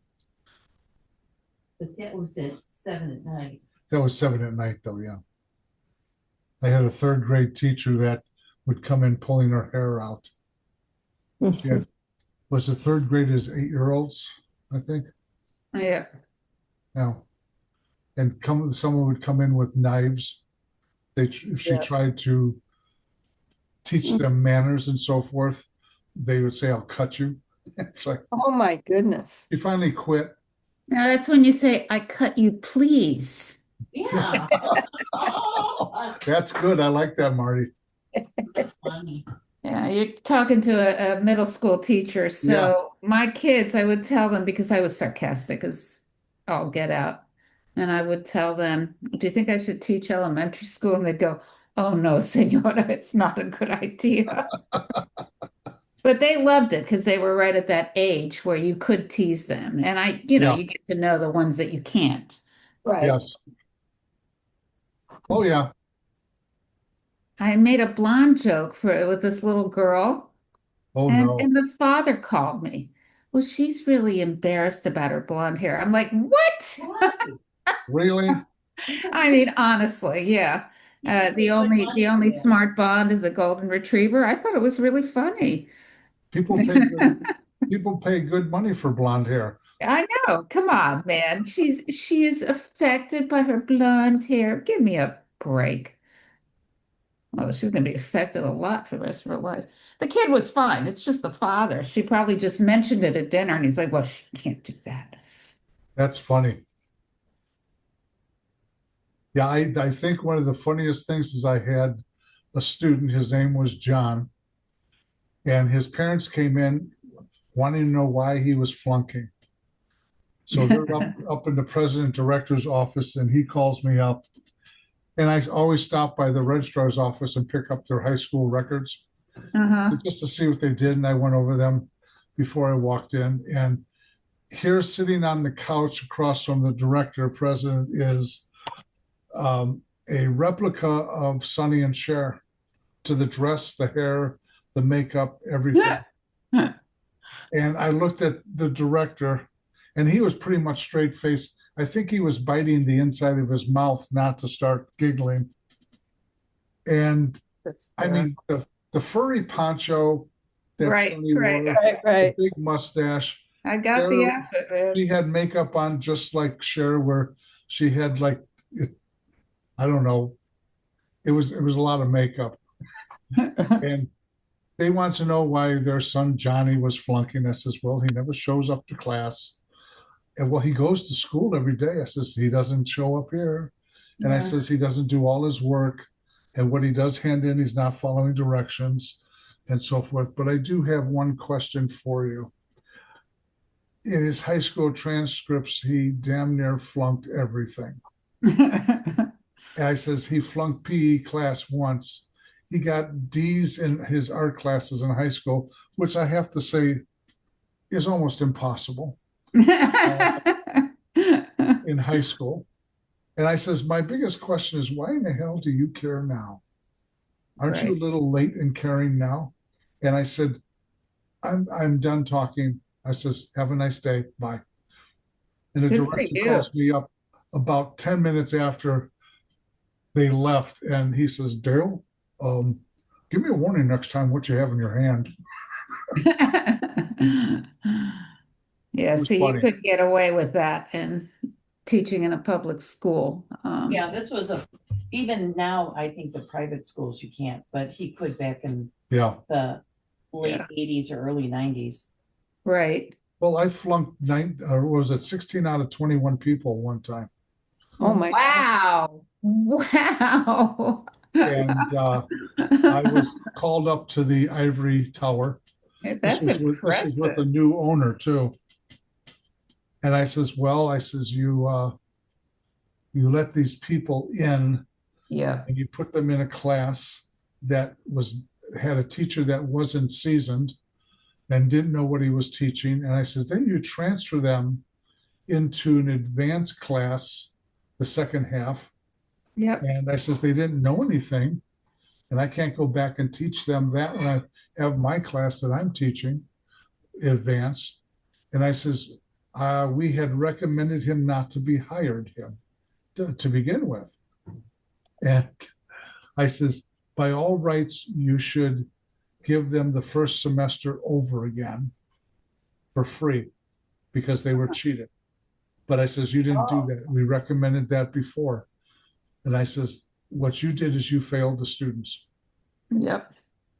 And we are failing them like crazy because we're letting them get away with it. Oh, yeah. I They told can't him, I said, write. They don't understand periods. They don't understand capitals. It's a nightmare. And colleges are going out of their mind. They come in, oh, they were straight A students. How? Yeah. How were they straight A students? I told Dale, I can't imagine, God forbid, the Chinese take over America. These poor Oh, yeah. flip out. Oh, we're going to be like idiots. Yep. yeah, it's, and I mean, this started over 50 years ago of dumbing down of the kids. Oh It my was God, just a it's so slow bad. process. So Yeah. bad. And they, COVID really, really solidified it because Yeah. all my kids cheated, all of them, and I knew it. I mean, there was nothing I could do well, and I could do except tell them certain I'm things. sorry Yeah. for you because you're gonna, you're learning nothing. I actually had one kid that I should have flunked, and he was such a smart butt. And he got down, it was the end of the year, and he said, did I pass? And I says, you're doubting whether you passed or not. And I says, well, I says, it's still up in the air. I says, it could go one way or the other. And I says, to be very truthful, I want to see if you're smart enough to continue on in the fashion that you've been working. So I'm going to pass you with a D minus, which is passing. Mhm. So he went to the next class the next year, and the instructor came down, he was a graphic design instructor. He says, you had this kid. And I says, yeah. Why did you pass him? I said, I want to see whether he would come back or not. And I says, he's not bright. He has no work ethic whatsoever. And I says, just flunk him.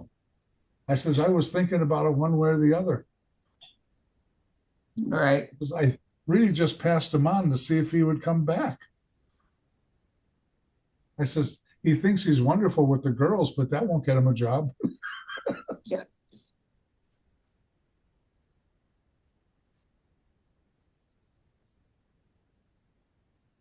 He was always more concerned about his image rather than his artwork. I wonder what he's doing now, huh? Oh, who knows? I wouldn't hire him to clean out my doghouse if I had one. Gotcha. And I haven't had all that many bad students over the years, to be truthful. But this kid is one of the ones that stick out. No, I had one that I couldn't stand him. He was such a nasty creature. And he got it, man. He's like, "You really don't like me, do you?" And I'm like, Oh, know, you should tell him sure, about I Nancy like Crosby. you. Oh, I do, really. I mean, they're eighth graders. How can I say? yeah. I liked his brother, but God, that kid was a jerk. Yeah, I had a young lady that was 25 years old, Nancy. and her name was Nancy. And she would drive down to Chicago. God knows how she got there safely. And she'd park her car, and then she'd never remember where her car was. hmm And she'd come to class, and she would be with the basic questions. She didn't know how to read a ruler was one thing, which I had a number of students. Couldn't tell me what an inch is compared to a foot and so forth. And you're scratching your head. And she barely got out of school, but how she did it is she stole other people's artwork Oh and my gosh. handed it in as her work, so forth. And so I usually recommended certain students as they graduated to go up to where Marilee worked and interview there. Well, she interviewed up there, and I did not recommend her. And one of Marilee's bosses hired her, and everybody was complaining about her. She did a number of things that cost them thousands of dollars wrong. God. And I gotta tell the one. and so anyways, She Marilee says, "Well, why did you send her up?" And I says, "I did not." I says, "I never would have sent her up." Yeah, I was working on Citibank Manhattan's marketing, and we had 65 pieces of point of purchase. And in those days, no computers, all hand layouts. And we came up with this idea, what they called a backwards L bar. All it was the image had a white frame on the right side and on the bottom. And then in that corner was the Citibank logo.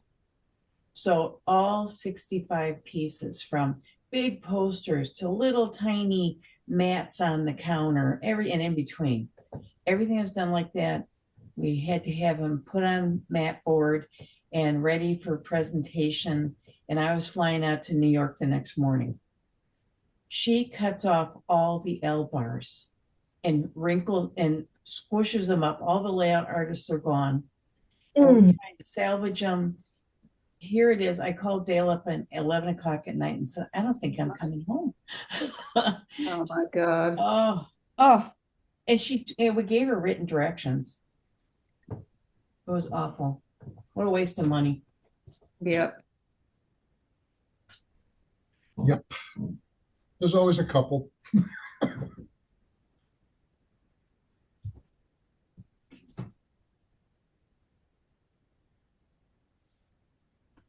How we all doing? Coming along. That's not a good sound. Here's where Judith is right now. All right, coming down. That's coming along nice, Judy. Okay, I'll stop right there for the I moment. would. The only Yeah. thing I'm going to say is you need to get rid of the width on the white space up in here. Get rid of the what? The white space that I had up in here. Uh-huh. I brought it down and narrowed it through here. Yeah. It was only up against a rock. You need to narrow that a little bit more. Am I seeing that correctly? Hold it up once again. Yeah, it needs to be narrowed just a little bit more to where you're seeing just this amount of. Okay. light. Yes, I see what you're talking about. On it. You never want things to be equal Right. in a painting, whether they be trees or thickness of trees or the same amount of white water here, white water there. You want to try to create a little bit of variety of size and shape. This is what I've got. Whoop, two people. Go ahead, go ahead, go ahead. Okay, Who am I looking at? Looks good. Diane. Okay, going back up to Diane. Hold on. Your guys are on a slide rule. I can only fit 5 at a time. Okay, Diane. Well, that's coming along nice. That's Oh, much thanks. better. Much Yeah, I like better. it. Thank you. It looks better when I hold it up on the camera. And I look thinner from a distance. Right. In the dark. Oh, that turned out nice, Marty. That's good. Yeah. You guys are Yeah, doing it. honestly, guys, I did do this painting again, right? I didn't use the one we worked on last week. Oh, okay. I did it slow and easy. That's fine. That's why we send the video out to fix, to redo. No, I to love finish. that. Yep. I do too. It's great. All right. Who else was showing me down here? Okay, go ahead, Janet. Oh my Okay. goodness. Tell him. You tell him. What? Surprised like my it. dog isn't barking, hearing him, you know? That's coming along real nice, Janet. Be careful about Happy. a constant line of light coming through here. Break it, allow some of this stuff to wash in and break that line up. That's the only thing. The rest of it's good.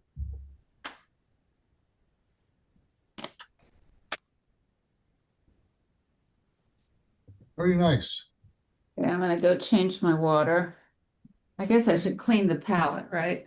I do constantly. It keeps Yeah. the colors from getting dirty. Yep. I'll be back. We certainly don't want dirty colors. No.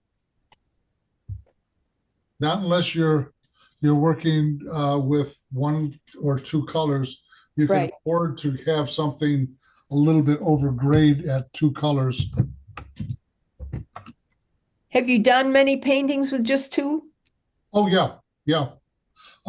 Sometimes I will limit my color to kind of ground me when I feel that I need to go back to square one or do a rough, just concentrating on the values rather Ah, than the color itself. uh-huh. And certain subject matters, I will limit my color on purpose so that I'm seeing something that I haven't seen before. So I'll take some colors that are like 3 colors, which I've worked in that before. Uh-huh. And I've done a workshop just on 3 colors and trying to lean to the warm, to the cool, and then how to balance it off in the middle. And the students were amazed on how you can get that much variety, and you learn color faster that way. Putting too many colors on your palette, for one thing, is too much juggling, too confusing. Right. And you don't need to.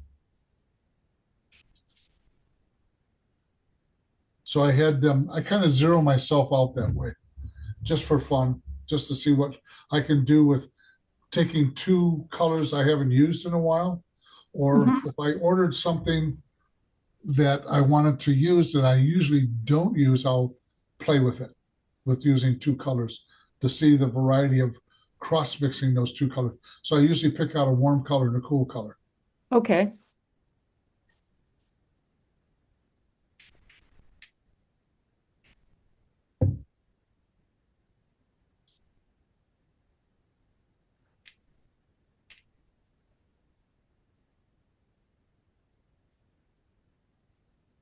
Let's see if I can find one. I was looking for the herring, The who? your bird, Oh, the herring. Oh, it's framed down here.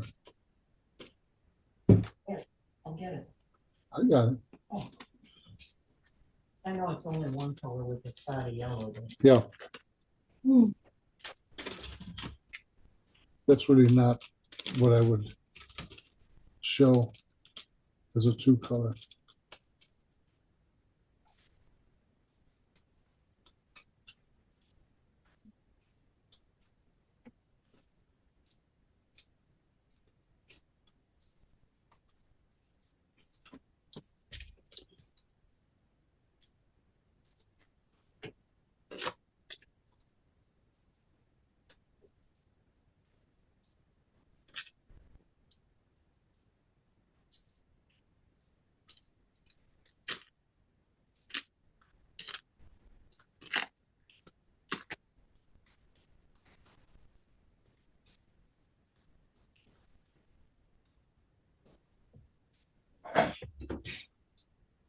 You get it, Poppy.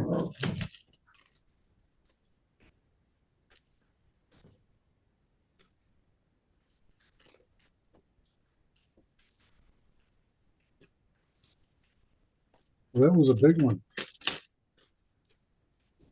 Yeah.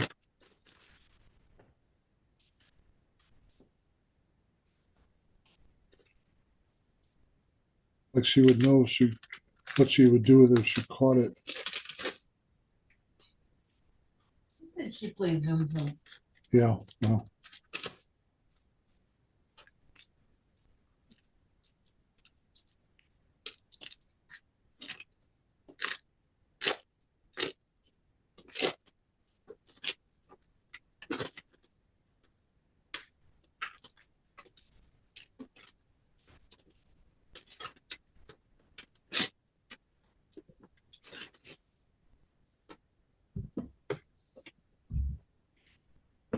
Okay. How we all doing? Ready to go again? All right. Yep. Okay, just want to show you one thing before we start with 3 colors. The students learned a lot how to cross mix colors. They used burnt sienna, sap green, and ultramarine blue. And this is what one of the paintings that they did. It's Lake Superior with a cabin. And then with the same 3 colors of burnt sienna, sap green, and ultramarine blue, they did this one. Oh my gosh. Oh, wow. That is So brilliant. It's amazing by Tony taking, I use the ultramarine blue to gray things down with the sap green, but I did the same 3 colors, a little bit darker, but that's with the same thing leaning towards the warm. That is so cool. So learning how to cross mix your colors will show you how you can get other colors. You look at all these colors in here, if you can see that. This is kind of a grayed down green with the burnt sienna and the ultramarine blue. And I laid heavily or darker on the values, lighter on the values here. Right. They're all beautiful. They are amazing. Just imagine, I always tell the students, if you're using too many colors, you're staying too much in the academia neighborhood. Yeah. And you should learn how to limit your colors to come up with more vibrant colors. This one appears to be full color. This could be full color with the right amount of light. It's just a matter of changing your temperature. So I leaned very heavily on the burnt sienna on these 2 and the sap green and the ultramarine blue on this. Yeah. And the only place that burnt sienna shows up is down in here on the cabin, a little bit back in here, a little bit back here, some up in here. But it's teaches you faster on how to cross mix your colors. Tell them I'll include the newsletter. Include some videos on how you did that. Yeah. Tell them I will include the newsletter link. Oh, we'll include the newsletter link with the video we'll send back to you. Okay, great. Thank you. Okay. We are going to take white. You want to lock that girl up? Poor girl. We don't lock up our daughters. Put handcuffs on her, duct tape around her, and threaten to cut her tail off. 2 minutes. Come on, little corgi girl. Come on. Okay. we've got the white paint here, and I think I've told you about white paint before, but I'll tell you again. I usually put a little bit on my palette by itself. White paint will do a number of things to your pet colors. It will lighten the value, of course, and it will make it less intense. In other words, your color's not as pure. And it will also make it cooler. If you use too much of it, your color will get chalky. So you have to watch on how you're cross mixing the color. This is how we used to teach opaque gouache painting, is with transparent watercolor and white gouache, it becomes a gouache paint. When you buy gouache paint in a tube, it's very easy to get your paints or your colors looking chalky. This gives you better control. Now you can also work opaque where you can't see through the color, and translucent where you can see through the color. It's kind of a milky consistency. So what I'm going to do is I'm going to take a little bit of the white and a little bit of the raw sienna here. And I'm just going to hit, got to put this guy's head on his shoulders right.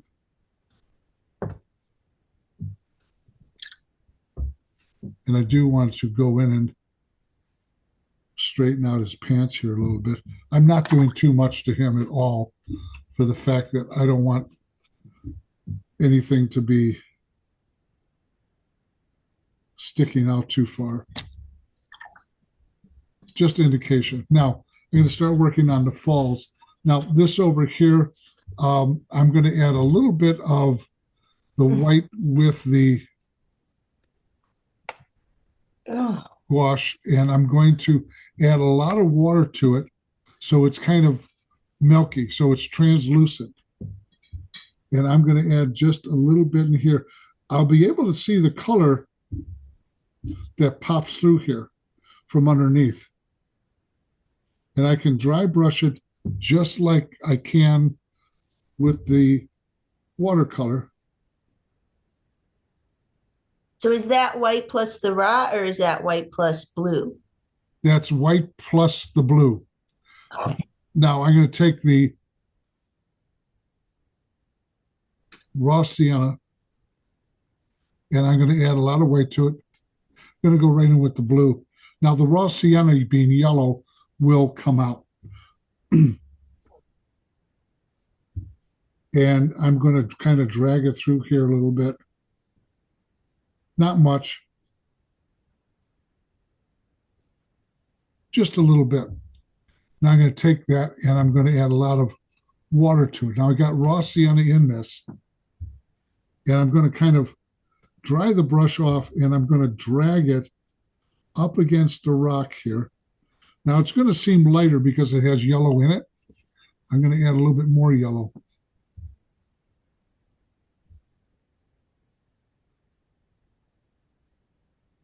And I can add small details to this much easier. And I can add in the small areas of white water that I omitted because it was too small to deal with.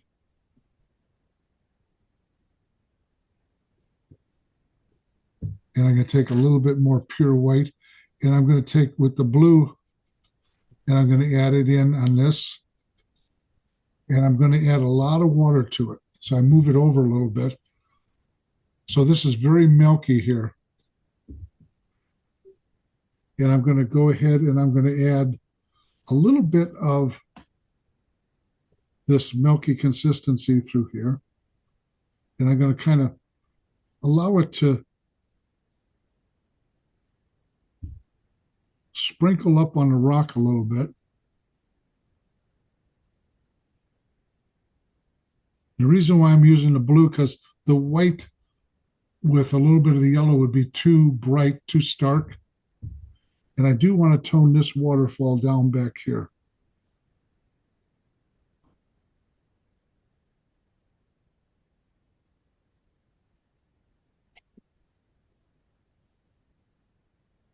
I'm going to take a little bit of that yellow and add it in. And I'm going to is if I made it too light, it would stick out like a sore thumb. And I'm just bringing that down just a little bit. And I'm going to kind of drift this off on the side of the rock to soften it.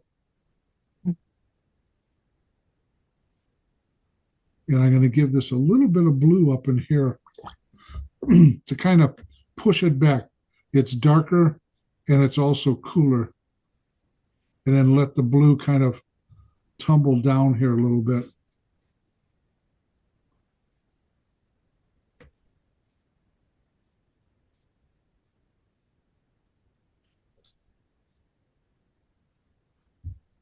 Now I'm going to go back and I'm going to add a little bit of light to this, dry the brush off. I'm going to have it kind of splash up on the rock a little bit.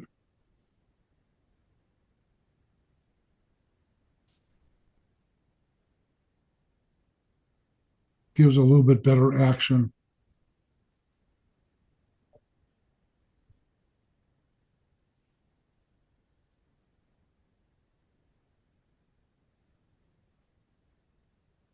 This is a little bit too warm, so I'm going to cool it down a little bit and then drag the brush. Now, getting into a few of the smaller handlings up in here.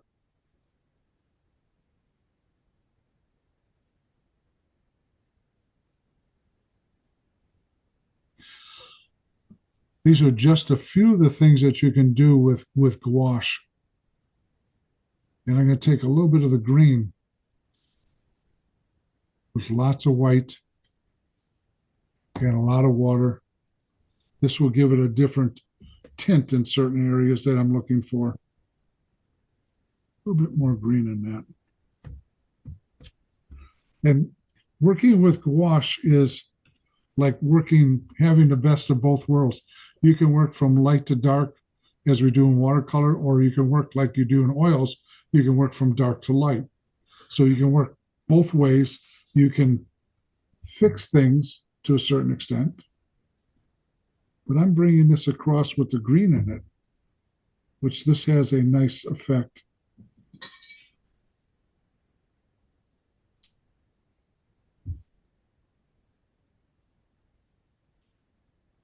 And just a lot of small areas, being very decisive where I want to go with it. Dry the brush off a lot more, and you can get a few of these things put in very easily.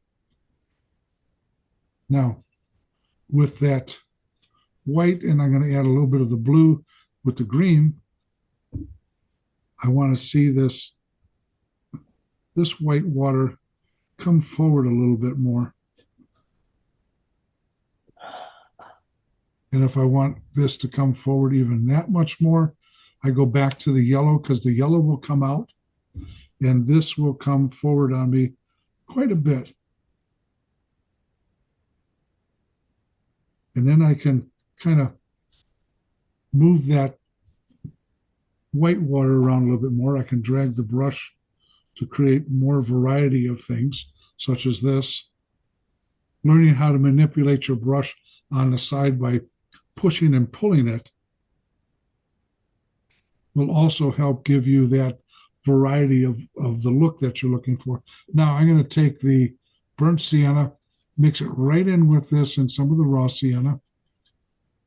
I'm going to add a little bit more white to it like that. And I want to add a little bit of light up in here that is not the same as what I added elsewhere.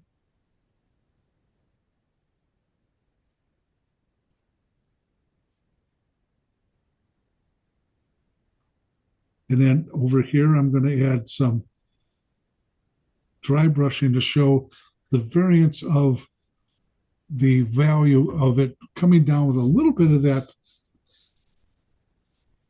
oxygen in the water, as they call it.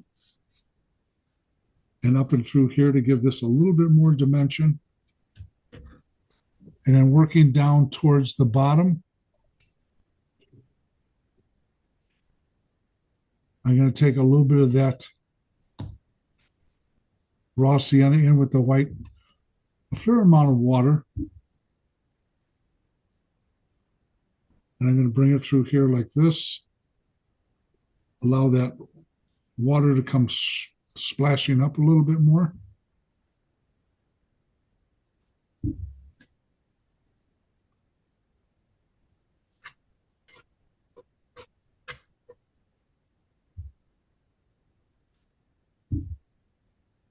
This needs a little bit more light up in here.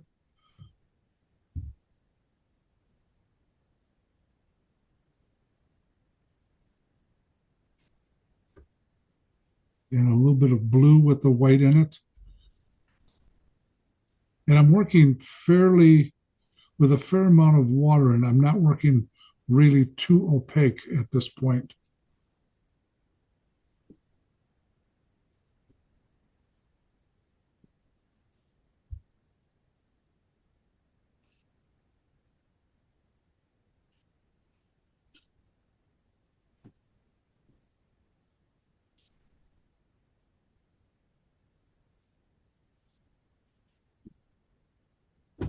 Let me look at the time we got because I want you guys to. It's 12:44. Yep. So instead of going crazy with this, I want to show you what the sandpaper can do. The paint has to be dry when you're doing this, and this actually dries fairly fast. So I'm going to take the sandpaper and I'm going to go right up against the rock here, just to soften parts of the rock, like so.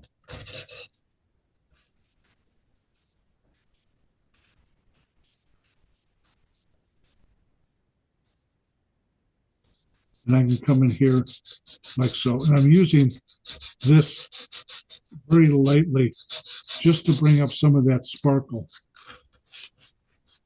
Now I can use this one here. This has got a little bit more grit on it, and it's bendable also.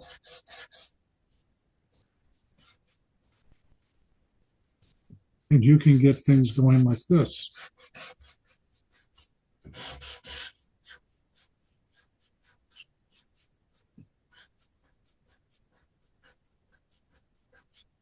Now, as much as you want to do more of that, you can't go back into it with the watercolor. So it's the very last thing that you want to use, because if you go back into it with the watercolor, it will turn dark on you. Now, the last thing you can use is an X-Acto knife. And I can take, you've probably seen this before, but I can take this and kind of pick away at the paper, like so. And you can bring back some of the white of the paper. But you have to be careful with this. I'm working on a soft paper, and you can go through it very quickly, which you don't want to. But those are things that you can do. Let's take the tape off and see where we're at. We fixed the rock. I would probably go back into the figure a little bit more. It's not real necessary in this case. I just wanted him up there. If you don't like him, you can always paint him out or push him over the cliff like Janet did. But when you take the tape off, it gives you a little bit better reality of what the white paper against the colors that you've been using looks like.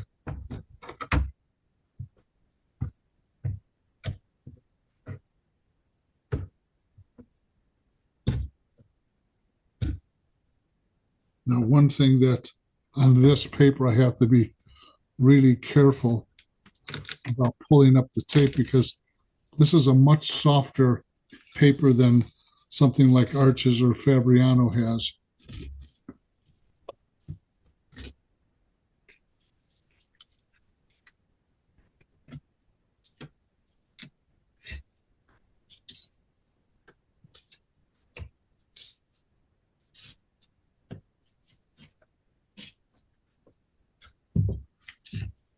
So we ended up with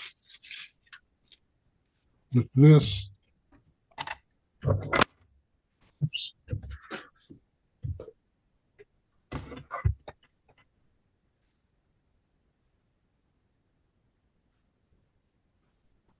So you can continue working. Try out the gouache opaque and translucent before you leave if you want. You got about 10 minutes or so. Or you want to wait for the video. The video has no cartoons at the beginning.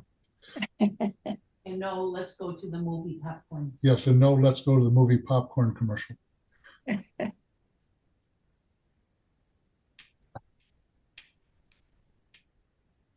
I'm gonna go. Thank you, Dale. This is awesome. Good. I'm glad you liked it. I'm glad you caught up being gone for a while, but you did all right. Yep, I'm gonna finish this up. I did fill in the gap at the bottom, so, but I didn't do the white Okay, yet. good. That worked out nice. I see a hand coming up out of the water. It's a fish jumping. Oh, okay. Maybe I'll put in dolphins. There are no dolphins in these creeks. It's only in Florida. Thank you so much. Have a All great right. week, everybody. You Bye. too. Don't fall in the Bye-bye. snow. You take care. Bye. Bye-bye.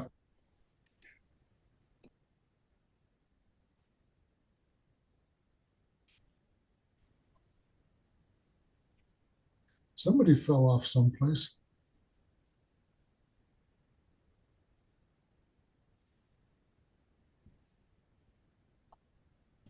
Oh, Mary fell off. Okay. I think she was over one. Yeah.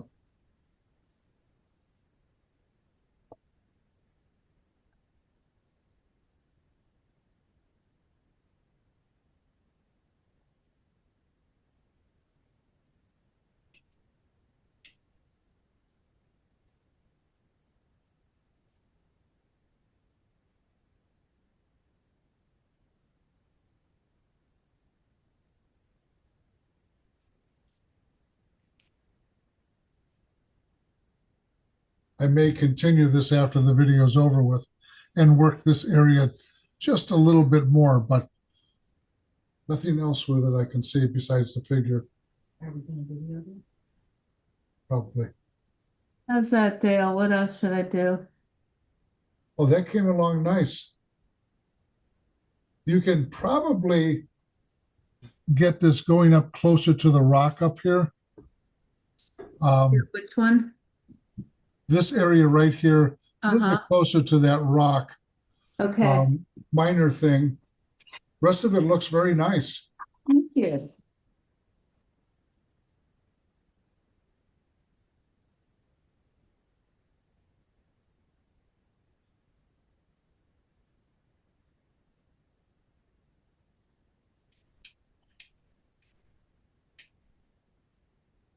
I think actually for the complexity of the subject matter, you all did really well. From people who've done very little watercolor to people who've done more, you really did it well. And it's not as bad as you think it is, Joy. Not at all. Trust me. I think I'm done for the day. This is Carol. Yeah. I'm gonna get more. I'm kind of worn out. That's where I'm at. Yeah, it's coming along nice. I'm not worried about your rock is not that dark and it's showing good form. You could add a little bit of warmth to it, minor thing, not Okay. a lot though, because the color variations and scheme that you have going is working fine. It's very unified, which I always worry about students using too many different colors all over the place, and you're not doing that. No, I stuck with, I think my experience here is burnt sienna, ultramarine blue, and sap green. Oh, and those other ones? And a little bit of raw umber, right? Like that's, or a little bit of a cadmium yellow. But we didn't Yeah, use. I keep a limited palette even when I do workshops because the students do stronger paintings. Yeah. Because they don't have to juggle all Right. these crazy colors. Yeah. What I've seen in other workshops, they got the 21 color salute out and they're confused about what to use and when. Well, thank you. I totally agree with that approach. That made it Good. slightly easier. It wasn't you that made it hard.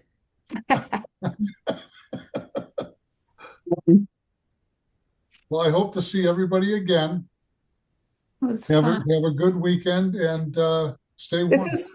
This is where I left it. I have more to do.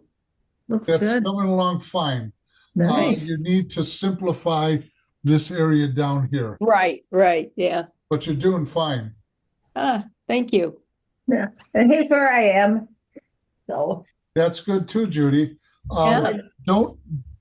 Don't overdo this area in here. oh, okay. I mean, I just did, obviously, just added to it, you know? Yeah, I don't have it coming all the way down. Cut it off. Oh, okay, I can do that. Yeah, because it divides the rock up a little bit too much with that light path of Yeah, white water. okay, good. Well, I'll do that right now. Good. Right. Okay, thank you, Dale, and I will All right. see you Dale. next week. Okay, Thank you. Take See you next care. week. okay, Cheers. Diana. Bye. Bye. Remember, this is the last session. Right. Right. Cheers, guys. So, Bye. see you next session. Okay. Yes, next session.